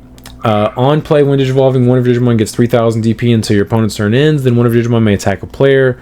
All turns once per turn when Digimon attack players. Reveal the top 3 cards of your deck. You may play one. Play cost 4 or lower black or red card among them without paying the cost. Trash the rest. That is options and... Or not options. That's Tamers and Digimon. Bruh, they couldn't even give her something like piercing too, so like the raid would like at least do some damage. Yeah. I am really annoyed by this. They're never going to go back to giving us a yellow Lord Nightmon, dude. Like, it's so over. It's over. They're going to give you every color before yellow again. Just also to rub a little extra salt in the wound. Her alternate Evo conditions say nothing about Knights. It's just CS and the Tamer Kishibe. Yeah. So dumb. You have to have 3 or fewer security cards even Evo on top of the Tamer too. Yep. I mean, at least if you're at 3, you can just Evo straight on top of the Tamer. You don't have to do what the Tamer is trying to get you to do. It's also like it's also not even that good in Royal Knights. Royal Knights, yeah. Yeah, it's. I don't think you would play this in Royal Knights. I mean, it's kind of like Jesmon, where it lets you attack immediately on the on play, but you would rather play Jesmon because it plays a ton. Oh, I like how you don't have rush, so you can't even make it self attack. Yeah, I like how that's Examon in the back. 'Cause that's big lore. Okay, I was wondering who that was. Yeah, it's Examon. Yeah, okay. Big lore, big video game lore. I like this art, but I'm so mad. Yeah. Cool. Yeah. I mean, so dumb. Then we got a new Gaiomon. Also forgot about this guy for good reason. Raid the hell out of Lord Nightmon in the background. Has Raid and Reboot, which Lord Nightmon also had. Yeah, Lord Nightmon's also in the background. When Digivolve, you may unsuspend one of your opponent's Digimon. Then this Digimon may attack. All turns once per turn. When attack targets change, this Digimon gains piercing and 5,000 DP for the turn. Imagine giving your opponent their dude back. It's so dumb. I mean, this is so dumb, dude. This is at least it's a you may. At least. Like, I get the point of it. You raid into them, and that lets you trigger the effect and all that stuff. But like, this card is not like this isn't what we need. It's not very good at all. Give us Itto mode Ace. That's all I'm asking. This is not it. Yeah, I completely forgot this existed. I forgot about this more than I forgot about Lord Nightmon. So disappointing, dude. Let's go, mommy. Mother Eater. Breeding, start of your main phase. Look at your DigiX deck top card. Among them, you may place Mother Eater as its Digimon's top Digivolution cards. I like how they did that because people were playing different cards in both Drazel and Demons. Because if you hatch it after the first one, it just gets absorbed and it's just another source for free. But yeah, they were like, hey, don't quit doing that. Oh no. Yeah. And then if this Digimon has 10 or more sources, you may play 3 Mother Eaters from its sources without paying the cost. Breeding all turns, all of your Mother Eaters in the battle area are treated as having 16,000 DP. On play, delete one of your opponent's Digimon, and then the breeding inheritable is all turns once per turn. When any of your Eater trait Digimon will leave the battle area other than by your effects, you may place them as its Digimon's bottom sources. That's pretty good. I like how you'll always have a mother in the raising. Yeah. It doesn't trash them. Like, I don't, seemingly so far we haven't seen anything that trashes like all of them, because you're only ever going to play the 3. And the thing is, as you can see with the all turns once per turn, you have to selectively try to remove them. Otherwise, they can recycle them all. If you try to blanket remove all of them, isn't it like Dom where you just get to protect all of them, or not protect, but absorb all of them? Yeah, they would just absorb. Yeah. Let's say like so you'd be able to play them out again on the next turn. Yeah. Let's say I had a card that said delete your opponent's Digimon with the highest DP, or all of your opponent's Digimon with the highest DP. All 3 would just be absorbed by this card, right? Mm-hmm. Yeah. I mean, assuming you have a way to get the Mother Eaters inheritable. You know what I mean? Oh, yeah, you're right. Once you play them out, you would no longer have access to the inheritable, so they wouldn't get absorbed. So once you do it, you kind of blow your load, and if they out the Mother Eaters, you probably just lose. Yeah, okay. Yeah, so right. yeah, okay. So you can't actually. Yeah, I was thinking that's pretty broken, but yeah, you wouldn't have the inheritable anymore. You're right. Yeah, you wouldn't have the inherit. Okay. Dude, that'd be so. Imagine. I was working my way through it, and then I was like, wait. I was thinking I was thinking how good that sounded, because I'm like, you have to out them every turn, you just lose? That sucks. I've reached my win condition. Prepare to answer this board every single turn. Yeah, they wouldn't always have rush, but yeah, it would definitely be like, hey, answer it this turn, or yeah, you're dead. Yeah. Yeah, this is nothing like Mommy D-Reaper. This is way different. Oh yeah, this is very different. Yeah, I can't wait to see how this deck plays. It won't. I'm excited. We've been talking about an Eater deck for, I think, like, what, over a year at this point? It's definitely been over a year. I just can't wait to put 4 Shotos in and be like, haha. Aha. Timu Mother. It actually wouldn't be that bad, because you could just give your Eaters blocker and then just absorb them as they block. It's like you just over and over. There's literally in archetype blocker already, by the way. Whatever, dude. Shoto too. Yeah, Shoto too. We got a new Necromon alt art. This actually looks pretty cool. Already had an alt art though. Yep. And then Violet and Boots actually looks pretty cool. Already had an alt art though. Yep. I do appreciate whenever cards make appearances in the card art. That's cool. Yeah. I like that. Then we have Eater Eve, has Raid, and then on play when Digivolving until your opponent's turn ends, one of the Digimon can't suspend. Then if the Digimon has no sources, you may place one Yuko Kamishiro from your hand or trash as this Digimon's bottom source. All turns when Digimon will leave the battle area, you may play one Yuko from its sources without paying the cost. Now supposedly Yuko's in there somewhere. I can't really see her, because in the actual video game when this happens, it's kind of a oh, it's a messed up looking scene. Yeah, it's a messed up looking scene, and I can't really see her in there. She's somewhere in there, though. Someone said so. Oh, spoilers. I want to say it's right underneath like the rib cage, the black part right there. Yeah, it's just the samples in the way and stuff. Like Probably. It's just gonna. Yeah, it was a messed up scene in the game. Eater Adam. Security attack +1. On play, when Digivolving, delete one of your opponent's play cost 7 or lower Digimon. Then if the Digimon has no sources, you may place one errata from your hand or trash as Digimon's bottom source. All turns the Digimon will leave the battle area, you may play one errata from its sources without paying the cost. I mean, this is pretty aggro for them. Yeah. Is there no reduction for this deck? There is. Okay. It's the inheritable of the Eater. I think it's the species form. Oh, okay. The one it goes in your mother and then reduces it. Yeah. I think the species and the human form both have the same inheritable, and it's like breeding. Whenever you would play one, reduce the cost by 1. Okay. And they're all optional, so you can actually split it up, unlike Drazel, where you blow your load all at once. Did we not read this guy already? We did. It's just another. So what happened is they revealed him early, and then deleted the post.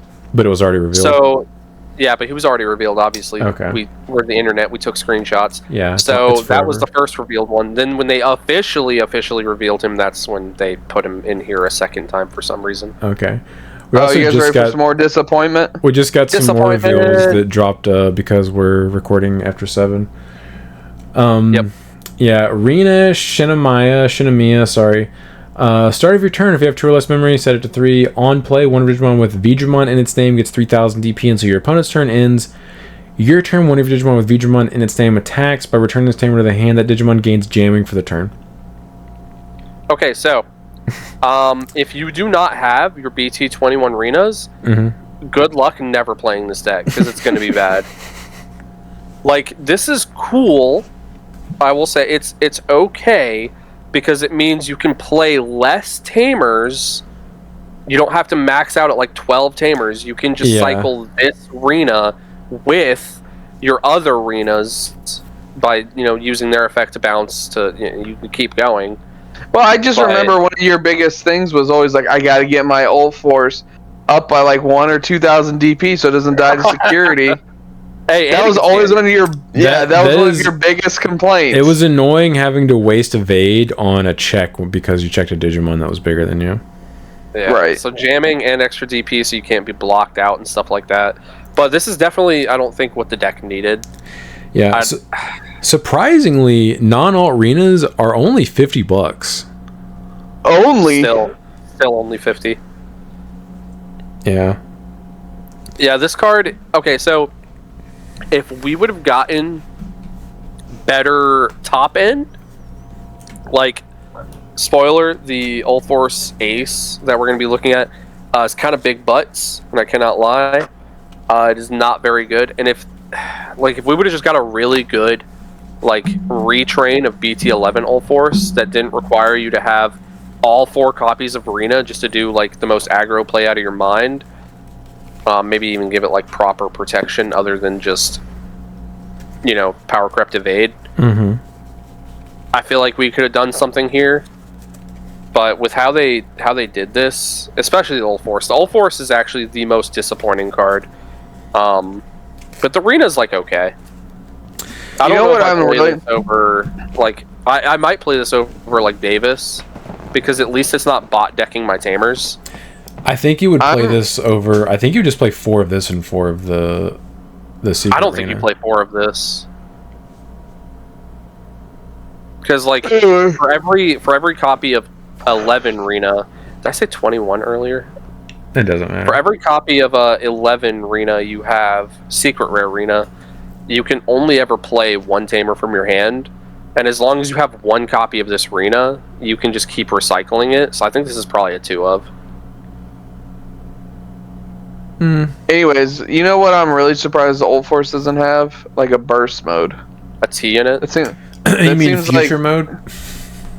Oh, well, yeah, future mode would be obviously pretty cool, but this seems like the perfect deck that would have a burst mode. And you'd return a tamer and then They need to just retrain future mode to be something different so they can legally put it in the card game. So they can legally use it? Yeah. Or get the rights to it, mode. Whichever works.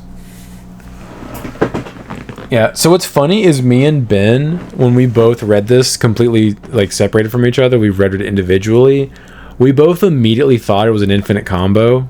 And then I realized after a minute or two, I was like, oh wait, no, that's not how that works, because the Rena is what re-triggers the all-wind digivolving effect.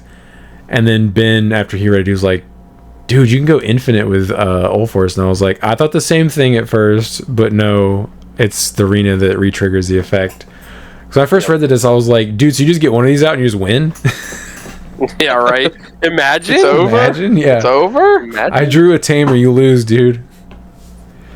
Better have some removal. Already had an alt art. Yeah. God, dude, the winner looks kind of... It's like a loser. No, is this bad if I say he kind of gives me a school pew-pew vibe? I'm not seeing it, but I mean, that's, you know, Yes. I don't see that either, Brandon. What the hell's wrong? He's got the hood up, you know, he's got a B, he's got a cat. There's an explosion happening over his head, dude. That's a thought bubble. That's Go to the next card, Sean. I don't know what's wrong with this guy. I'm not seeing it, man, but I mean, you know, that's your opinion. Arrow Digimon, on play when Digivolving, return one of your opponent's level 4 or lower Digimon to the bottom of the deck. End of your turn, once per turn, one of your blue Digimon or Tamers may unsuspend. Inheritable, all turns, once per turn, when the Digimon with Digimon and its name suspends. If you have a blue Tamer, Digimon may unsuspend.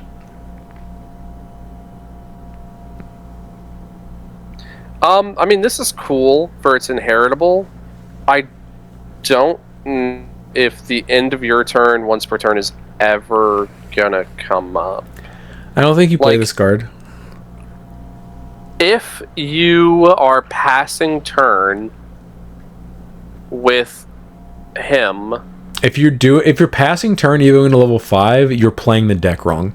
You're playing the deck wrong. Yeah, 1000%. The inheritable is the best part. Please out the stack so I can lose the game immediately. Thank you. Yeah, this card is... I don't think you play this. I think if you wanted to play it with the new stuff, you would play this. I don't think you play this because you don't play the new stuff. I honestly think the BT11 cards are still just better. Yes. Especially because that one's suspend to search for just Tamers. Yes. Feels real good. Yeah, or you can play the one that has jamming that you can swing with. Or you can play the one with security check +1 because now you have the arena that gives you jamming. Yes. I think there's much rather do that. Better choices than that guy. Yeah. Maybe I'll build All Force and bring it one of these weeks. Why not? I'll lose 4 rounds. Let's do it. Oh, okay, you're gonna do it before BT22? That's a bold choice. Yeah, you're right. I mean, you'll have to wait like a month for the set to come out, I think. That's fair, and I have a lot to get me through this month. Yeah. I gotta play like 3 different decks. Yeah. There's not 3 different decks. It's the same. It's the same deck, 3 different ways. 3 different flavors. There's Melga. There's Adventure Melga. I'm sorry I said anything, Sean. Go ahead, read the card. All Force Ace. On play when Digivolving, activate one of the effects below. Return one of your opponent's lowest level Digimon to the bottom of the deck. Or you may play one play cost 4 or lower blue Tamer card from your hand without paying the cost. When attacking, once per turn, this Digimon may unsuspend. Yeah, this card's butts. It's real bad awful. I don't even think it's that good for Royal Knights either. It's okay. I mean, you bought Decker lowest level, which is okay. And he's a 7 play cost. It's okay because it's cheap and it's a double swing. Well, I guess it plays the cool boy, right? Because it doesn't have a color on the Tamer. It does. Nope. It does. It says blue. It says blue Tamer. Oh, it does? Never mind. Come on, no. You could play it if you wanted to. I'm just saying it's probably better in Royal Knights than it is in All Force. Yeah. If it'll let you play the cool boy, that would have been cool. It would have been pretty cool, boy. Would have been pretty cool, boy. Yeah. Yeah. This. You don't play this in All Force. Say it. Say it. It sucks. This card does suck. If you evo into if you have a level 5 on your field when it's your opponent's turn to ace them, you are doing it wrong. I'd rather be playing Vikemon, Metal Seedramon. I'd rather just not have that stack on the field and have it in my raising area where it's safe. Yeah. It's an OTK deck. Why the hell would you be playing in the battle area if you're not just trying to kill them? Let's say, for example, I guess you had Rena. Are we coping?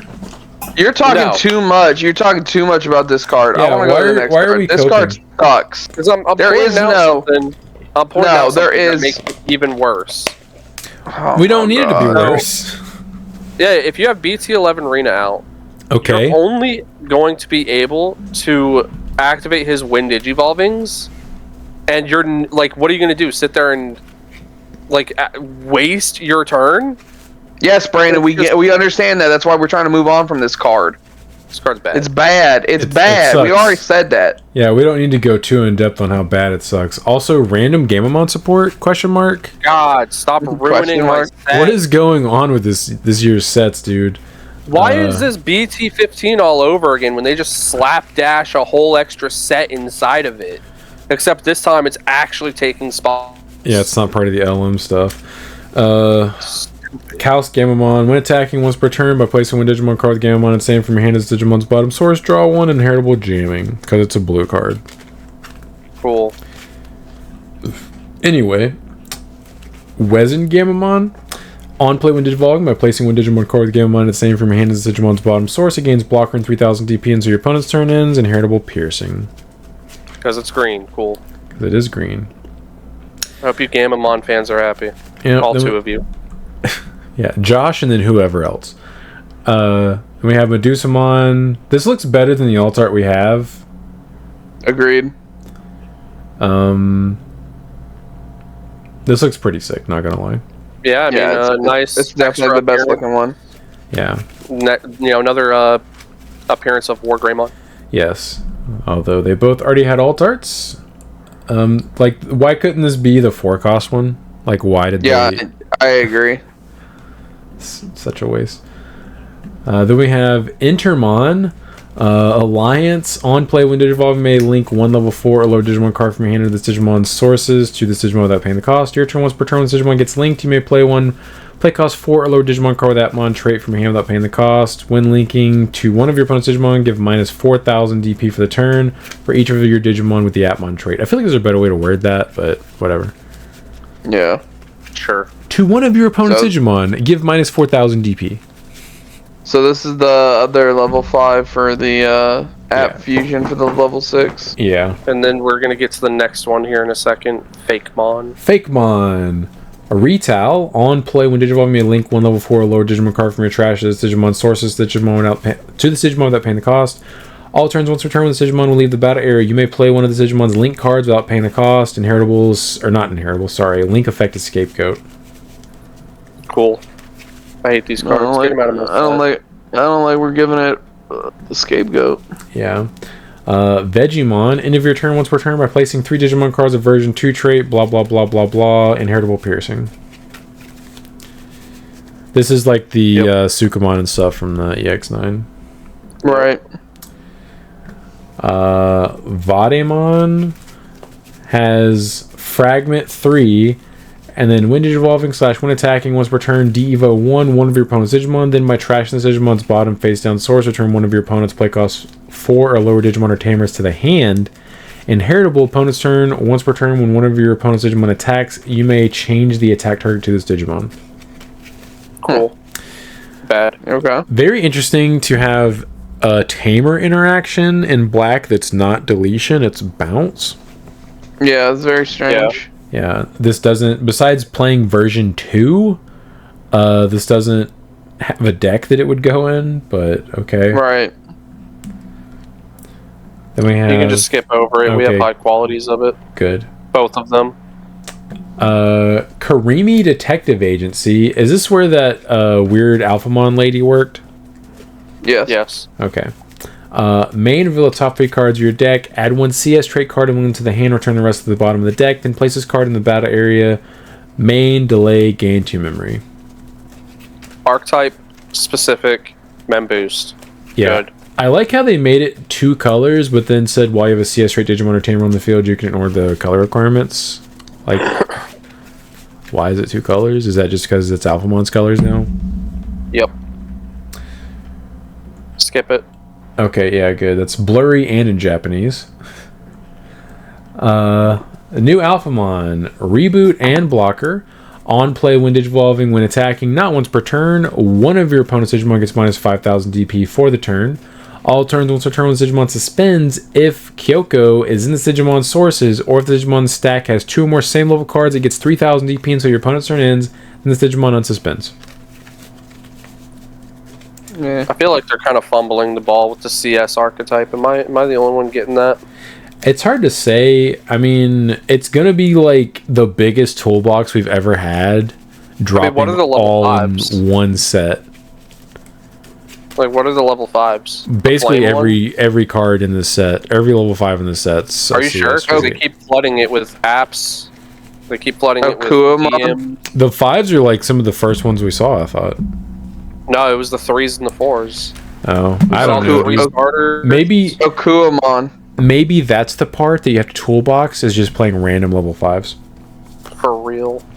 So they random CS trait level 5s. Yeah, this is also the Alphamon that can evo on top of the Tamer. It's the only one. You can't evo into any other alphas. Yao. Start your main phase by returning this Tamer to the bottom of the deck. You may play one Yao from your hand without paying the cost. Then if you don't have a Digimon, you may play one Sangamon from your trash without paying the cost. All turns when effects add Digivolution cards to any of your Digimon with Aqua or Sea Animal and any of their traits. By spinning this Tamer, draw one. Also, Sean, you were correct. There was one level 5 we saw beforehand, and it was the Rise Greymon. That's the only one I'm not thinking that I couldn't remember of. Seems bad. I mean, he's pretty good for the CS trait because you can play the Tamers, and then he gives What's his security check inheritable? Security check +1. Yeah, you played that in Machine Oh Dramon. yeah, that's the one you play in. You play it in any Machine Greymon Dramon. tribal deck, but it's also a Gaiomon card. Yes, but Yeah, it's 'cause also it's got- CS trait. So. It's got an on play, right? Oh god, I just closed it. Who cares? No. When Digivolving, if you have one or fewer Tamers, you may play one red or black Tamer with a play cost of 4 or less, or one Tamer with the CS trait. I've been told by our local fisherman that this stuff sucks. So. Oh, okay. Then we have a new Cinderella that already had an alt art. I mean, that's my favorite art, just because it looks like it came straight out of the Cinderella. It looks like it was the Nokia stance with Omni. Oh yeah. This looks like it's a one-to-one rip of that, basically. It is, yeah. Already had it. No, this I don't think this actually had an alt art. This was a starter deck one. So okay, good job. Who made the shoe cry? It's probably you. Then we have a new Orisa. Start your main phase by bot decking this Tamer. You may play one Orisa. Then if you don't have Digimon, you may play a Shumon. All turns whenever your token or puppet trait Digimon are played by spinning this Tamer, draw one. No hand size limit. That is a weird effect for your start of main phase. I mean, it's kind of cool because you get to play a Digimon for free, but you have to have an empty board. Yeah, it's weird. It's like they're combining scrambles with Tamer effects. Tamers. Yeah. And then I mean, if it was like start of turn. And then I can't wait to get some of these when me and Ben go to Nationals. This card is pretty good in any Tamer reliant deck. Yep. It's a white option, but don't worry. The first line of text is you can ignore this card's color requirements. Period. Yeah, digital gate open. Main, reveal the top 3 cards of your deck. Add 1 Digimon card and 1 Tamer card among them to the hand. Return the rest to the bottom of the deck.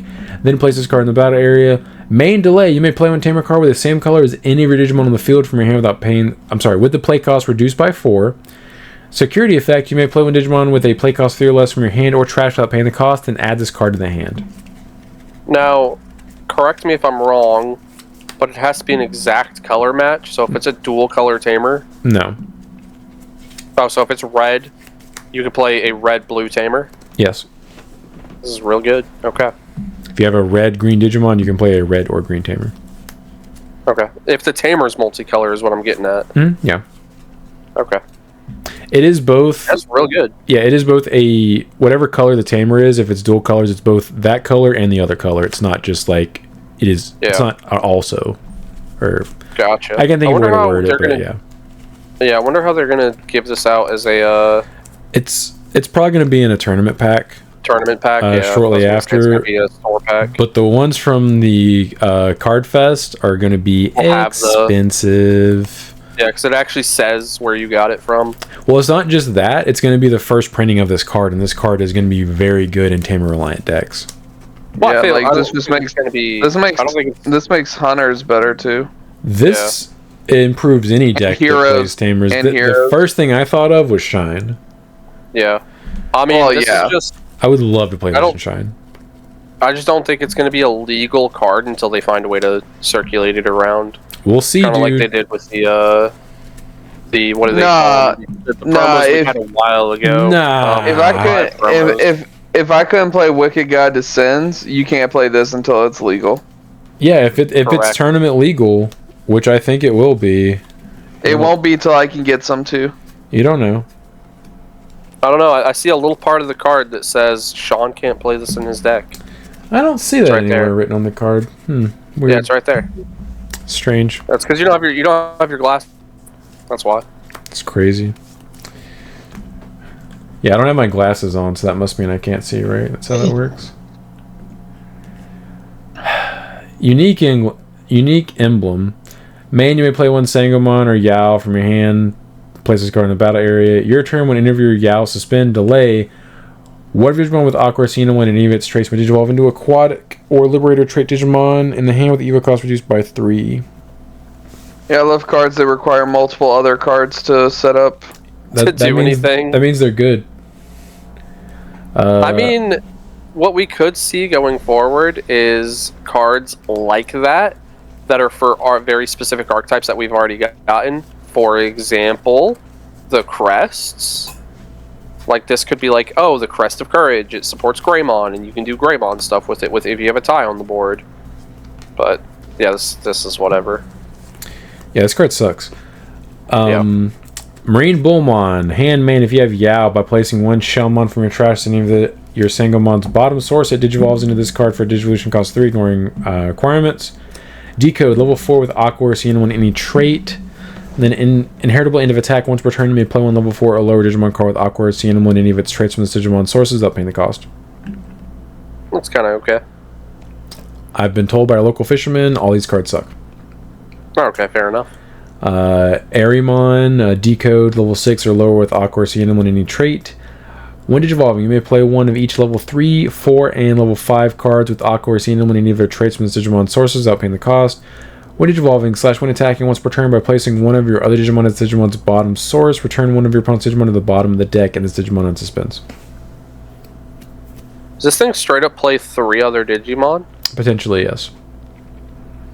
What the hell? But it's level 7. Yeah, I get that. I guess there's no way to make it super cheap either. Aegisdramon's a better boss monster than this. Yep. Yeah, but I mean, if you can go into this for free, like, not for free, but like, let's say you have a level 6. No, you can't.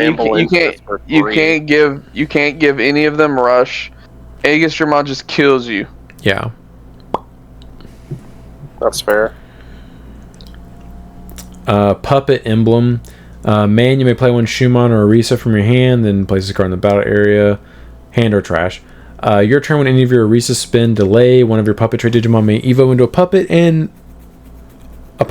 Liberator trait Digimon card in the hand with the evo cost reduced by 3. It has to be both? Yeah, has to be both. They're like, hey, don't evo into Edamon for free. Yeah, that's what I was thinking too until you said that, Sean. Yeah. Yeah, that one's not worded like that, right? Or did I miss it? Yeah, it said aquatic and Liberator trait. Okay. They were like, this is hard archetype blocked. Hey, don't think you can toolbox. Yeah, they said no shenanigans. Yeah, that whatever. Chaperone or Chaperone. Yo, who gave her a knife? What the heck? She's crazy, dude. I'm saying. Hand main if you have a Risa by placing one Shumon from your trash as any of your Shumon's bottom source. It evos into this card for 3 memory, ignoring requirements. Overclock, puppet trait. Inheritable all turns. Once per turn, when the Digimon leave the battle area other than by your effects by deleting one of your tokens or other puppet trait Digimon, it doesn't leave. Pretty good. I don't like that. I don't like that one bit. Yeah, it's like most of Chaperomon's inheritables, right? They're almost all like that. Yeah, I don't yes. like that. I think almost all of the level 5s have that same inheritable. Pretty good. I mean, it's much better than the other cards we've been reading. Yeah.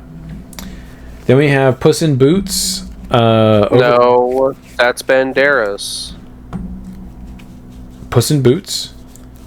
Antonio Banderas. Overclock Puppet Trait. When Digivolving, you may play one level 4 or lower Puppet Trait Digimon card from your hand without paying the cost. Then to one of your opponent's Digimon, give minus 3,000 DP until their turn ends for each of your Digimon. Then all turns once determined any of your other Digimon are deleted, you may activate one of the Digimon's when Digivolving effects. Oh my god. Okay. That's actually kind of goated. Yeah, it's a level 7. Yeah, you can Evo skip too, just like the last level 7. Yeah. You can Evo on top of your level 5. Yeah. Pretty interesting. I mean, it obviously seems pretty strong. I mean, it's a level 7 that Evos for 4, so you're going to be able to like reduce that with like trainings, like your scrambles and stuff like that. So it's not going to be super expensive, especially since, if I remember correctly, like Cinderella is pretty sticky with its Chapero's inheritable. It is. You need like DP removal or de-evo. Yeah. So, you know, Puss in Boots can out Antonio Banderas. Yeah, that seems pretty good. It's a pretty good card. Lekismon. When Digivolving, if this Digimon stack has 2 or more same level cards, you may play one Tamer with the Nightclaw or Light Fang trait from your hand without paying the cost. This effect can't play cards with the same name as any of your Tamers. Inheritable, all turns once return with Digimon with Nightclaw, Light Fang, or Galaxy trait would be deleted by trashing 2 same level cards from its sources that isn't deleted. Just what they needed. Hold up. Protection. They can play their Tamers for free now. Hold up. And Why the is this thing protection. also CS trait? What? In what world does this thing also need to be CS trait? Where is it CS? In its traits. Right there. All of almost everything from BT22 CS trait. Except for the cards that are DM, Liberator, Yeah. and App. Yeah, this is from the game, so it's CS, right? I don't remember. No. Maybe? I don't remember. I don't think they're in there. Have you considered remembering? Time Strangers is the first time that they show up. No, I mean, I could have sworn you could actually get Diana in. You can get Diana. I don't. Is the rest of her line in there? I'm pretty sure I remember Lekis. That line I think is in there, except for I'm pretty sure the Moonmons. No, not Moonmon. Oh, you're right. That's why Diana's in this set, because her line is in the game, but Coronamon's not. Yeah, we didn't have Apollo. Is Corona in No. He's not in the other one? Hacker's Memory? No, I don't think so. Yeah. Okay. So we might not get a second line to go with Grace Nova. That's funny. Yeah, that's fine. We might have to wait till 24. I can't wait. Stranger set. I can't wait, dude. It's gonna be so exciting. All right. Anyway, we can the next one.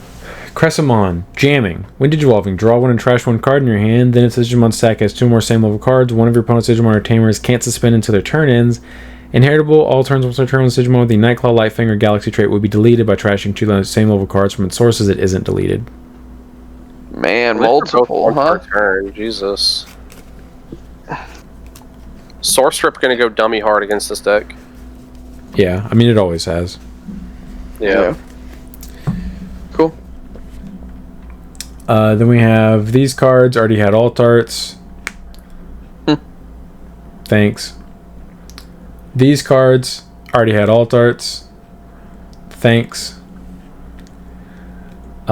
These cards already had alt arts, but I will say I do like that they're reprinting Pretty Vortex cool. Resonance.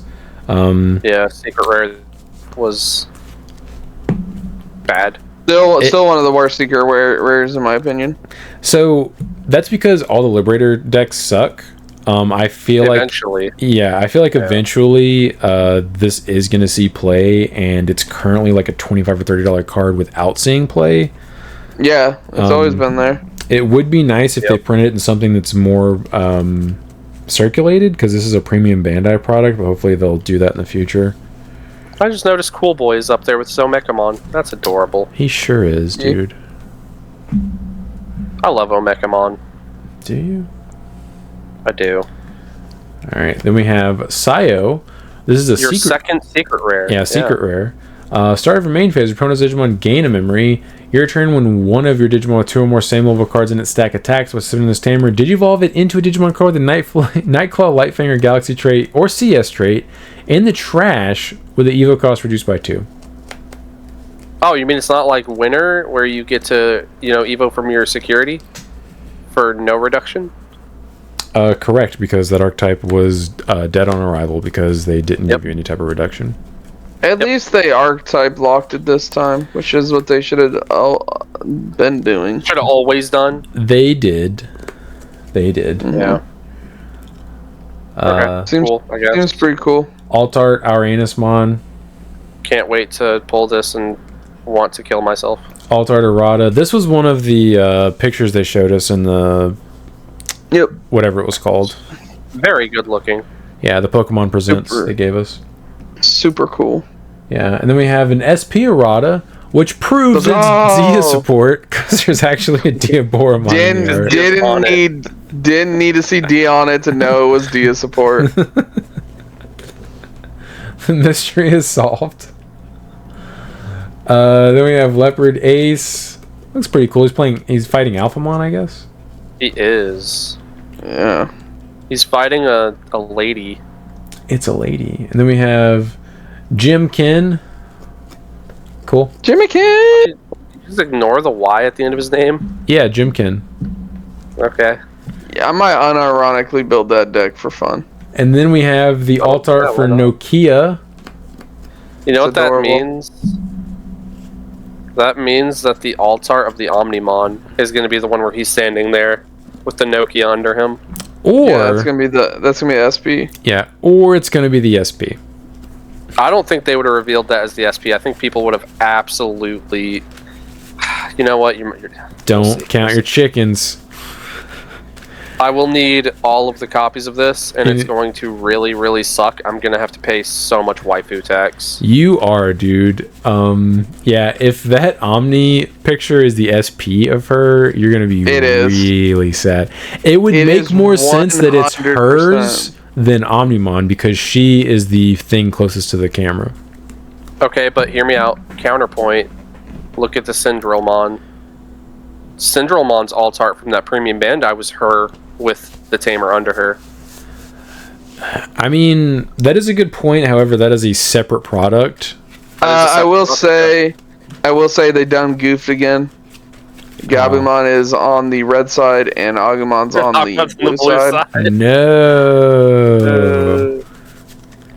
It's a little Still, thing, but like still. This card is very Just beautiful.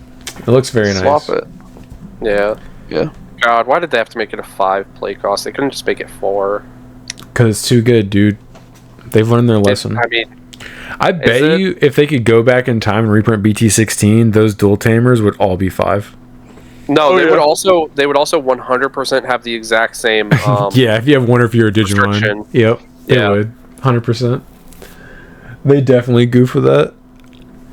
Like, I love this card. Don't get me wrong. I just wish the all turns effect was better. Like, the extra DP is kind of irrelevant if you ask me. Oh, is that the last card? Is that the one that just got revealed? Yeah. C. Oh. Oh, somebody's posting up on the Facebook page right now as I open it.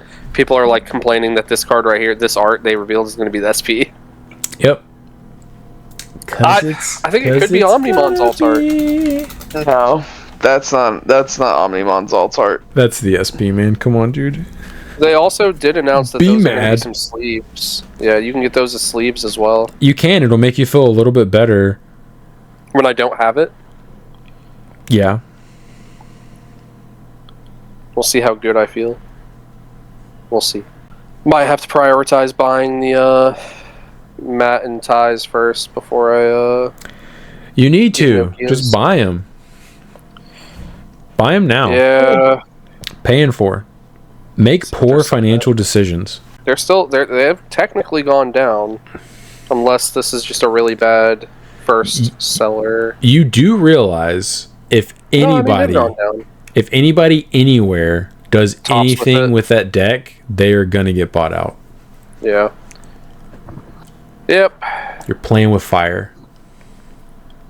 I could buy 4 of them right now for $37 a piece. That's Very poor financial decision. Yeah, but make it. It gives you good brain juice when you draw them, I promise. Comment questions. Rockley Rules 101. I feel like the way you reviewed the set, going through it card by card in order, might not have done it justice. A lot of cross-color combos get overlooked in that process. I almost felt like you guys were implying that DM is just full of 1s and 2s. What's the purpose of a set review exactly? Because honestly, I think we can already spot cards like Medieval Gallants and Hexplows from the weekly reveals. Because the set is full of 1s and 2s. I don't think we implied that. I think we just straight up said that, if I'm not mistaken. We stopped rating the cards once we got past the Tamas because they were all really bad. Yeah. The problem with a bad set is once you read 15 bad cards, it doesn't get any better. So it's just you just start going through the motions, unfortunately, and it's just a bad set. Yeah, nothing exciting about that set. Yeah. Mm-hmm. I'm honestly not excited about any current cards that I'm aware of that are coming out in the next few months. Nothing excites me. Unfortunate. David, yeah, I'm trying to think of anything that you would like. There are Digimon that are getting support in air quotes that I do like, but the support is underwhelming. Yeah. I guess All Force, but that means I have to pick All Force stuff back up because I still don't have it. Yeah, I was gonna say, I don't know why, but Cinderella popped up in my head. I was like, if that was actually a good deck, I think Sean would like it. Cinderella? Because you know what do you know what it reminds me of? Lord Nightmon. It kind of reminds me of old school Lord Nightmon, yeah. There's no new school, it's just Lord Nightmon. Whatever Lord Nightmon is now, it's not Lord Nightmon. Okay. BT5 Lord Nightmon. Yeah. Yeah, I was gonna say, if you want to play All Force, I'll let you borrow my arenas and stuff. Oh, thank you. They're not all tarts. They're not all tarts. It won't be good enough. David Williford 3079 for Brandon Magna Garu loop, and then he posted a link. I'm actually really surprised YouTube didn't. Are you watching it right now? Okay. I'm skipping through it to see what it looks like. I'm really surprised YouTube even let that go up because it's really a stickler for posting links if you're not the channel owner.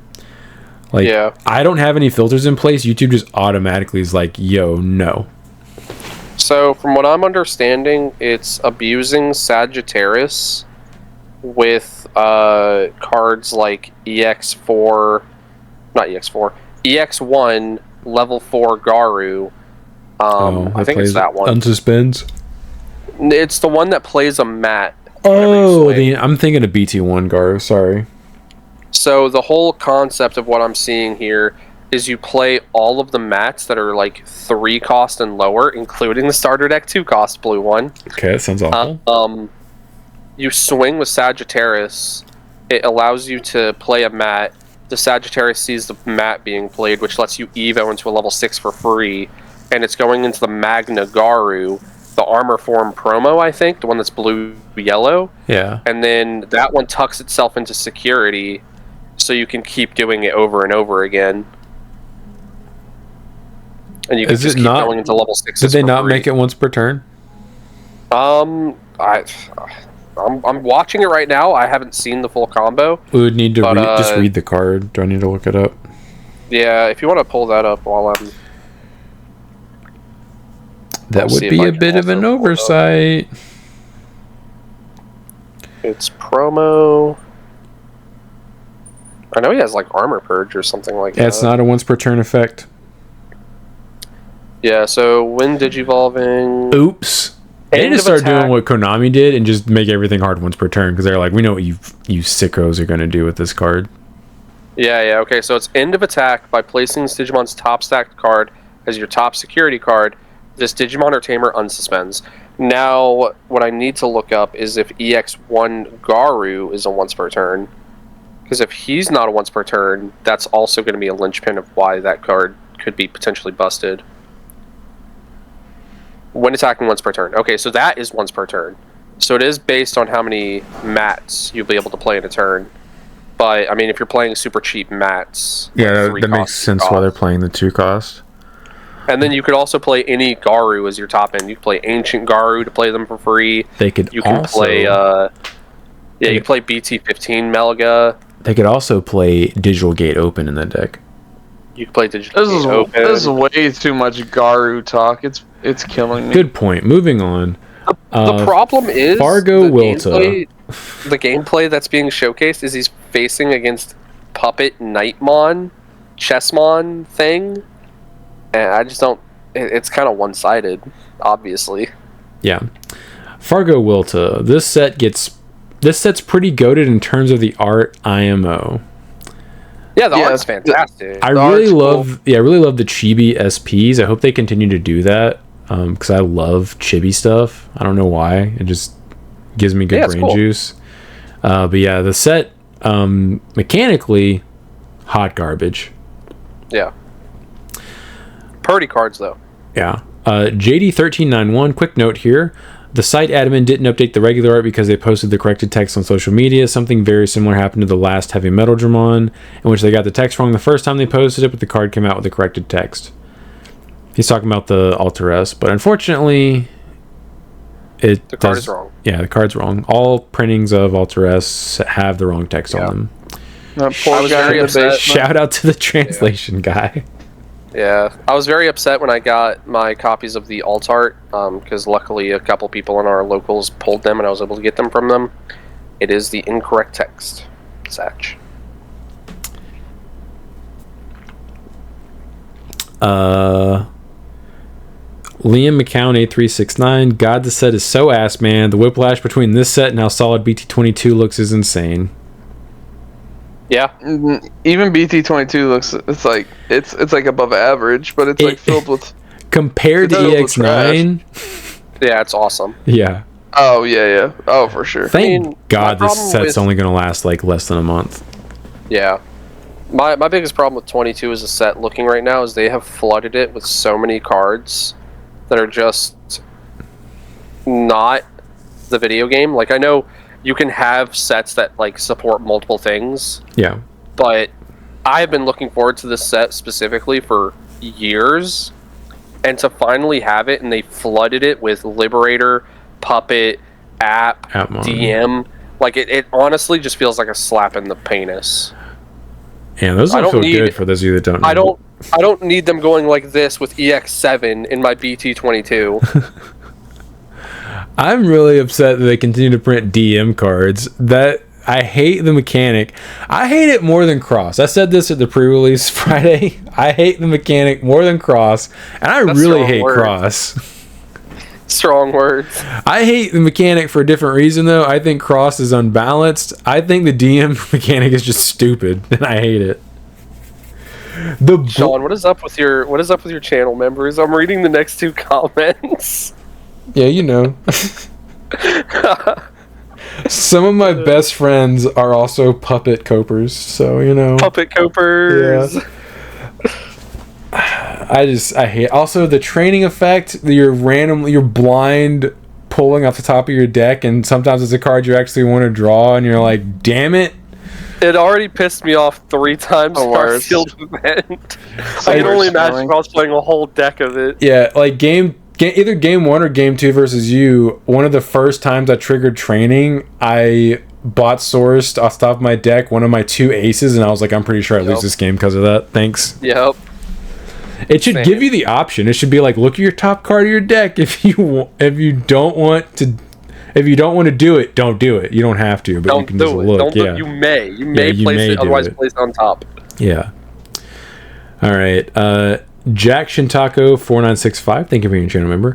Puppets are good now, I swear. That's what Ben's saying too, man. That's what Ben keeps saying. Yeah. He keeps promising. He'll just randomly message me and be like, he'll be like, I didn't even realize how broken Kyagaru or whatever the hell it's called is. Kaguya? Yeah, whatever. Puppet. Grim the Nightmare 6536. Thank you for being a channel member. So excited for the new Puppet stuff. Some of my favorite designs from Liberator so far. I do love the designs of a lot of the puppets, except for the designs are cool. Except for level 4. Get the level 4 out of here. I'm looking forward to never telling Ben to his face that puppets are good. I will never admit it. It'll be funny because there's a good chance it actually is going to be good now based on how hype Ben is, but it'll be funny if it's actually not.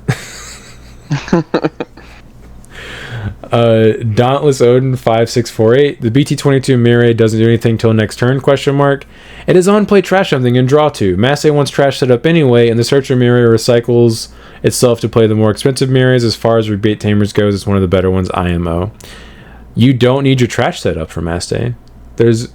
You play from hand or trash with the new stuff. You don't need anything in the trash.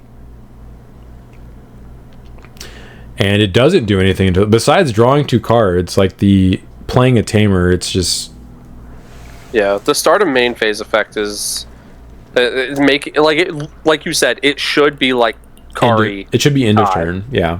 Tai Kari. Because the most expensive Mirai that costs 5 memory has a start of turn effect that you won't get until the following turn. Yep. If I use it in Omni DNA, I can't use my Nokia effect until the following turn. It's just bad. They should have made it end of turn like the Tai Kari. I don't know why they didn't. Yeah. Justin So 8231, this podcast is the best part of my Sunday. Thank you. Yeah, thank you. We try. Unfortunately, it won't be part of this Sunday because we were recording this Sunday night, so it'll go live tomorrow at 9 a.m. Channel members, it'll probably go live sooner than that. Also, he said, hey guys, the Pokemon TCG is popular purely off of the IP. They can literally print Pokemon cards with just pictures of Charizard and Pikachu, and they will sell for thousands. That is true. Yeah, that's true. I mean, do you guys not remember the Oreo debacle? Where somebody had the Oreo that had Mew on it, and it sold for like $1,000. People are wild, dude. Crazy. Yeah. They have a Pokemon Hershey's ball. Just cause. Oh. My wife just literally handed it to me. Yo. What's that worth? Yep. Empty. No chocolate inside. Oh, wow. Probably $2,000. Not sealed? Wow. $2,000. Wow, not sealed. Easy 2 Gs. You just got chocolate on your fingers? I did a little bit. I saw you look down. I stuck my finger in it. Word? I didn't realize there was still chocolate in there. Pause? Yeah. Pause? I fingered the hole and it came out with brown stuff. Yeah. Help. Random Mexican 123 in the official Digimon TCG YouTube channel. There is gameplay video of Yuki playing Alteress, and she is going against Machinedramon. You guys should check it out. In short, Machine gets bodied by Alteress. It's pretty funny because Yuki kept recurring the Alteress. Yep. That's not how that's gonna happen, but cool. You know what? I bet you it wasn't even good Machinedramon. It was probably stupid DM Machinedramon. Probably. No, but dude, I cannot wait for this to be just like a repeat of BT15, where all I do is go BT15 Melga, stun your board. Okay, I can't do anything. Alright, next turn, stun your board. Okay, I can't do anything. Alright, next turn, stun your board. Okay, I can't do anything. Oh, you're dead. Sorry, bro. Okay, jerk off. What decks? what real decks can actually do stuff against that, except for Magna? Okay, you got me there. That's exactly. Yeah. So shut up. That's so exactly shut up. How many decks can honestly play through that? That's not just Machine. A deck that promotes the turn after I go into Milligan. Also decks that play aces. Decks that play How aces. How many decks do you go, oh, I drew all Omnis, I can't play. Oh, I drew all War Greymons, but no Melgas. Can't wait to hear that one again for the 1,000th time. It'll happen. It will happen. It is inevitable. It is inevitable. Benjamin Wiseman 6567. I think the reason Patamon is data in lore is because there were already so many rookie vaccines in the original VPETs, and they wanted to have more data representation. Also, him becoming Angemon is supposed to be a big deal, like it was an adventure, and changing type makes it a bigger deal. Okay, makes sense. It would make it so much better if he were vaccine, though. They could just make him a roll trait. How is the base of the vaccine engine not vaccine? It's just because he's a loaf of bread. Adaptive Wings. Adaptive reasoning. As someone who's been in the trenches with Machine Dramon recently, new Machine Dramon is better because you don't get yeeted off the board as easily. You can still run an EX1 or 2 for certain yellow matchups, but getting bot decked is way more prevalent right now. There is a way to wiggle around Digivolve with EX8 Mytol Tyranno with new Machine Dramon if you do it right, but Source Strip will always come for you. If it ever became good, Paladin mode is always there to keep you humble. Yep. Yeah, I was thinking the same thing. The reason why I'm still playing EX1 Machine Dramon is because I still think it's pretty good. And well, if puppets end up being as good as Ben is saying they are, that is a lot of DP neg, then you would need a protection for it. Not just that, people are acting as though Royal Knights are just going to fall off the face of the planet, or you can just not a card. Or you like I see so many lists that are playing. They're just going all in on the EX9. Oh, that's Machine Dramon, and Chaos Dramon, and then Chaos X, and I'm like, yo, cool, like, yeah, Adventure's a deck, but, like, you have literally no answer. Yeah. To, like, an Oryukenmon or stacks of DP minus, like, your Machine Dramon just detach, you can't leave the field, okay, it dies. I pay 9 memory, bye-bye boss monster, hope it was worth it.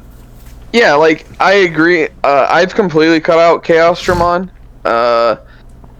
Because like I'm playing splits between EX1 and EX9 and then Chaos X. So like yes, my EX1 can get bottom decked, but that's what EX9's there for. Yeah. You know what I mean? Like I've got a little bit of both. You know, I've got like good Machine Dramons into multiple matchups. Yeah. And I think that's how you just got to play it, because assembly you have to have. Yeah, it's just more. My list is way more toolboxy than when I've seen a lot of other lists and how people play it. But I agree. I've come around on the EX9 Machine Dramon. I do like it a lot more than what I initially did when I first read it, which can happen. Like you won't really know how much you like the cards until you like actually see it and like start messing with it. Agreed. I remember I had that realization playing Medieval Gallantmon. Like I knew it was good, but after like playing with it, I was like, oh, this is broken. Yeah. Joe Geiger Jr. Terriermon and its line are clearly dogs. Lopmon is the bunny of the pair. Adaptive Reasoning said Terriermon is a bunny dog. Lopmon is a bunny rabbit. Hey, I'll take it. I like that. Terriermon got that dog in him. Yeah. Where'd he get those shorts from? Adaptive Reasoning. To answer Sean's Patamon question, the reason why his data not vaccine is because originally in the VPET V3 where he debuted, his main evolutions were horses, Unimon and Centaurmon. Angemon was from V2, Agabumon and Elecmon joint Evo, like Devimon is for Agumon and Betamon in V1. Patamon got Angemon in the anime, and the association with angels has stuck ever since. Data is a holdover from his inception as a random baby horse potato. That actually track. That makes so much more sense because his armor Digivolution is a Pegasus. It is, yes, it's a horse. It all makes sense now. And if you think I always thought that was so weird. I was like, why does he go from angel to a horse? Hold on, if you think about it, his evolution being Unimon also makes way too much sense because like his little wings become the wings, and he just becomes a horse. So like, and he's already on all fours. That's so funny. You're just lucky that he became an angel. You're just like, hey, he just became one. He needs to start getting rule trait as vaccine. Like that's never. So dumb, dude. It's not gonna happen. I can't believe it. He just turns into a horse. Horse, of course. Kyle Nui 927. What is? If that's the case, why the hell did he become Angemon in the anime? I literally think they just had to write. Yeah. That's pretty much it. And he's like, dude, we got this cool Angemon guy. Let's just use him. Patamon's got wings. Make him turn into an angel. Okay. Kyle Nui 9278. Would you be willing to try and build Jesmon? Any of you? Chris? I mean, yeah, I did. I built it and then promptly decked out versus a Shakuamon player. You misread that. Read it again. That is not the deck he's asking. Damn, I can't read. All right, let's try that again. Would you be willing to try and build Justimon? Any of you? Oh, yeah, Sean. How'd that go for you last time? I don't own any of those cards anymore, so... He says. I sold them. I literally don't own them anymore. I own the Ace because I was playing around with it in the Mother Control deck, but that's the only one I own. I might. I'll try. Let me see if I can figure something out. Good on you. And then You're better than me. I'll come back and be like, couldn't figure it out. Not building it. I'm not doing it. What happened to me is I built it and put it together, and it felt worse than Necromon felt when I built it and put it together. Yikes! I mean, it's gotta have enough support at this point to be okay. I mean, it possibly does at this point, but you got to think I built it when it basically had 1.5 ways of support. Right. It was just not a complete deck, and it's arguably still not a complete deck, but. Hachiko42, thank you for being a channel member. I kind of appreciate how Raremon's name has never really made sense, and they just decided to double down on it with Raremon. Very Digimon. Adaptive Reasoning said, I appreciate that Raremon is a rare. He's a rare. Yeah, so... Yeah, trust us. On Friday night, that was said multiple times. Hey, you pulled Raremon. Yes. Not to be confused with uncommon Raremon. I can't wait for them to create a level 6 and call it Raremon. And it'll be a super. A super rare Raremon. Give us a level 7 and it's just Raremon. Uh-huh. DNAs with 2 Raremons. Oh my god, imagine the black box text. Imagine. Kyle Newey 9278 got 6th place with Dynamon for a case tournament. Final round lost to Galactic because I bricked on rookies games 1 and 3. Damn. It'd be like that. I also lost to a Galactic player because I couldn't play the game. In a regional a couple weeks ago, I just sat there and watched him play for 2 straight games, and I was like, that looks like fun. I wish I could play. I wish I could do that. Yeah, I wish I could play. Gravesbeard 8078. I really don't know how good this set will be, but thematically I love this set. I hope it gets some more support. Maybe we'll get a card that flips face down cards in the future. At this point, I think that dream is dead. You're the reason. You're the reason we're getting more DM cards in later sets. I think at this point that dream is dead. I don't think they're ever going to give us cards that flip face up because they'll probably be worried about it breaking stuff. Yeah. But yeah, the art is cool. I think it's really cool that they're staying true to like the original V-Pets. I hate the mechanic. I hate how bad all the cards are. Everything else about the set I just hate. And the fact that they're giving us random DM cards in future sets is also kind of upsetting. It's like if EX1 had hard archetypes and they kept just trickling more support for EX1 specifically. Right. Instead of just being like, our bad, moving on. We'll never touch this again. Yeah. The Mega Man Joker. Oh my god, I can't believe I played against Brandon M in the Dallas Regional. It was an honor losing to you. So for a little bit of context, I was a second round pairings with you and you played beautifully, and I thought it was an inadequacy on my part, but going up against someone who's gone at this way longer than I have, and the fact that I even put up a mild challenge for you makes me feel so accomplished. I would definitely not sell yourself short. If I remember correctly, you were the Megidramon player, and I think I only 2-0'd you because game 2 you didn't see Megidra. I definitely feel like had you seen Megidra earlier in that game, I think I just die, and that forces a game 3. But yeah, don't sell yourself short. It was definitely fun playing against all of you guys and meeting you guys. So appreciate you listening. Brandon's gonna have a hard. Humble. That's the most humble Brand's ever freaking sound in his entire Brandon's life. gonna have a hard time going to sleep tonight because his head's not gonna fit on his pillow. Yeah, for real. You mean my wiener's gonna be full erect the rest of the day? I mean, maybe that too. I wasn't really. You're the one that brought that up. Yo. Don't say nice things to Brandon. It gives him a chub.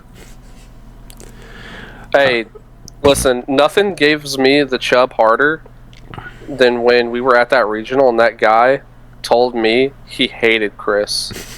That was full-blown little sibling energy. I just forgot about that. Yeah, you were so excited to tell us that. I was so excited to tell him that. Yeah. Can't please everyone. He was like, "Oh yeah, you're my favorite. I really love your sarcasm and stuff like that." I was like, "Oh yeah, usually people say it's Chris." Hate that guy. Hey, can't please them all. That is true. You can't. Mathabel 5236. The training keyword feels like Bandai wants to introduce a better thing in the future with a better keyword, but decided to put this here to see any potential ruling nightmare. Quite possible. Maybe. Just let us flip them. It's definitely caused some confusion with players. Lots of people asking questions. Even Ben turned to me and asked me a question on Friday. That is all. Thank you for being a channel member. I'll probably see a rookie. Famous last word of a Digimon player. Yes. Yep. I lost that game strictly because I assumed I would see one, and I never did. Jesse M723. Golden Armor Bunny seems fun. We'll be making a deck profile for it. I will. I will be posting it sometime this week. We'll see when, but it'll go up this week on the channel. It's a fun deck, but you do have matchups that you just straight up lose to. Like, it's very hard to win. I would say any deck that has Magna X and any deck that is playing Royal Knights. I'm glad he called it by the proper name. Yeah, it's Rapid Vaccine, by the way, though. Rapid Vax. No, I'm pretty sure it's Golden Armor Bunny. I think it's Gab. Oreo X1000 Vaccine Armor List win. What's that deck? Soon. Oh, you have another deck? I think he's talking about Golden Armor Bunny. So this reminds me of something. This is the reason I don't like it when people call Angels Yellow Vaccine, because you can play so many different things with the Vaccine engine, and it should just be called Angels. But people are like, it's Yellow Vaccine. That's all Yellow Vaccine is now. That's not true. You can play the Vaccine engine for a lot of stuff. Once you have Dom, that's Angels. Yeah, you're playing Angels. You can't call Golden Armor Bunnies anything else, because that's what you're playing. Golden Armor Bunnies. Anyway. Yep. I do not make vids yet. Angels isn't a consistent enough deck to spit out Dom Angel on turn 2 every game. That's part of the flaw of the deck, so you very much deserved it. Do you want me to read your response, Brandon?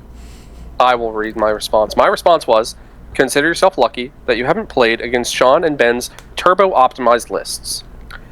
Because the amount of times they have promoted Pata, evoed into Gato from security, because of course it's in there, gained 2 memory for evoing into a level 4. Love that. Then evoed into the Magna for 4, which lets you evo into the Dom, who is also subsequently in security, because of course he is. And if he isn't in security, they swing with the Gato to tuck it in security, because the thing has barrier. Then you evo into the Magna. But anyway, then they evo into the Dom, who is of course also in security. Then they play the Angelmon off of that from security, because it's also in their hand, because of course it is. And the amount of times that has happened to me on turn 2 is absolutely absurd. The amount of Sean? More often than not, I will have Dom Angelmon on turn 2 than I won't have it. It's ridiculous. Yeah. If he whiffs on the level 4 out of security, the amount of times he's been like, whatever, we get there. Evos into Angemon for 2, Evos into Magna Angemon for 3, and then still puts it out on the board anyway, just for more expensive. I hate it here. Yeah, I think what he may have been playing against is all those weird, awful Revelation of Light turbo builds that are designed to, like, high roll you and constantly have Revelation of Lights in their security and recovering constantly and stuff. I think those builds are bad, because those are going to lead to, like, super duper bricks where you just can't play the game. It's like the exact same thing happened with Gallant X. I was never afraid playing against anybody else's Gallant X, because they're like, oh, I played Staccato, and I played this card and this card, and then yours was just like, all right, you're dead. Have you considered the game's over? You have a body on the board? Oh, you idiot. Your rookie survived security check? Sick. You're dead. You're dead. Yeah. Oh, man. Sean doesn't like to put fluff in his deck. It's just straight up death. I figure out what the win condition is and then do my absolute best to get to it as quickly as possible. Turbo into it. Yes. It's ridiculous. Fair. It's a solid deck building philosophy. Jack Shintaku 4965, thank you for being a channel member. Let's go. Was just wondering when you do a set review. And I said, thank Chris for reminding us, because we would not have done it if Chris didn't say it when we started recordings. Like, aren't we supposed to do the set review? And I was like, oh yeah, we are. Kind of wish you wouldn't have. That set sucks. Ah, so bad, dude. God. It's just... When does 22 come out? It's like in the 3rd week of July, I think. We'd have to double check. Let me look. Near the end of July. Well, it's going to be on a Friday, so it's either going to be the 18th or the 25th. I'm going to assume the 25th, which means the pre-release will be on 18th. Bro's out here just doing math on us. I'm just looking at a calculator. Or not a calculator, Jesus. A calendar? Looking at a calendar. Calendar? You said doing math, and I said calculator. I'm just staring at a calculator, just trying to figure it out. It's the 25th, so it'll be on the 18th. Let me put that on my calendar so I don't forget. Yeah. BT22. Whoop, that's not the right letters. Pre-release. That means the pre-release at Trinity will be the following Tuesday, I believe. Is this still going to be called Trinity? Do we know? I don't see why it wouldn't. Just because they're moving locations doesn't mean they're changing ownership or... Changing the name? Yeah, I guess that's fair. They would have no reason to do that unless they were trying to evade taxes for some reason. Fair enough. Yeah, Chris, I've already decided I'm playing this Tuesday, so prepare yourself. That's not Bloom. When are you That ever is going not to play Bloom? Like the poll vote. Yeah, why did you bother buying up all those cards if you're not going to play it? I can't record at Trinity. Those Magic players are taking up the only tables I can record at. To be fair, in the last 2 weeks, it hasn't been the Magic players. It's been their supply. Yeah, that's fair. I guess they're trying to sell off their extra stock so it's easier to move, which makes sense. It's easier to move, yeah, it makes sense.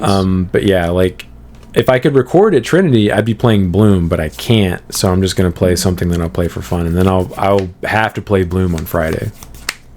Yeah. Looking forward to it. Now, and I think we can't just play 4 rounds. We're probably only ever going to be playing 3 going forward, which kind of feels bad. We'll see. It just depends on how many people show up. Yeah. Was that the last question? Yeah. So alright, Brain gets out of here. Yeah. Yes. Go enjoy our night. Eat dinner. I've missed this deck, dude. Oh my god, he spends 1 week away from it, this dude. I missed you. My precious. Daddy will never leave you again. I'm so sorry. I thought Rapidex was a superior vaccine. Yeah, go buy the SPs. Magna Face SPs. I really want to get the 2 stars, but like that's like $4,000 and I don't have any of that. Paying 4. That's still $1,000 every 2 weeks. I don't even think they do paying 4s that high. I don't think they do. I think the cap is like $2,500. Yeah, it's like there's a cap limit. Get a credit card. Yes, get a credit card and max it out to get 4. I would have to get them from people on Facebook. Like they don't have any on TCG Player. No way. There's no way that's true. I mean, I believe you because you are probably obsessively looking at them. Yes, that's correct. But I need to see it for myself. Brandon, will you sign us off so I can go to the bathroom, please? Okay, back when the set was more recent, there used to be 1 or 2 basically always up, but the set's over a year old at this point. There's 1 listed at 1,400. Yeah, I would be willing to pay like $900 a piece for them. Jesus. If I had the money. I don't have that money, but if I had the money, I would do like $900 per for all 4. Just get the orcas like I did. I couldn't play them in a tournament. They wouldn't be legal. No, you couldn't, but they look pretty. They do, but the whole point of getting pretty cards is so you can draw them and look be like. So you could physically play them. Yes, this is pretty. All right, let's get Chris out of here so he can use the bathroom. He's about to pee himself. Great job. Thanks. You suck. Yeah, only took 4 tries. See ya.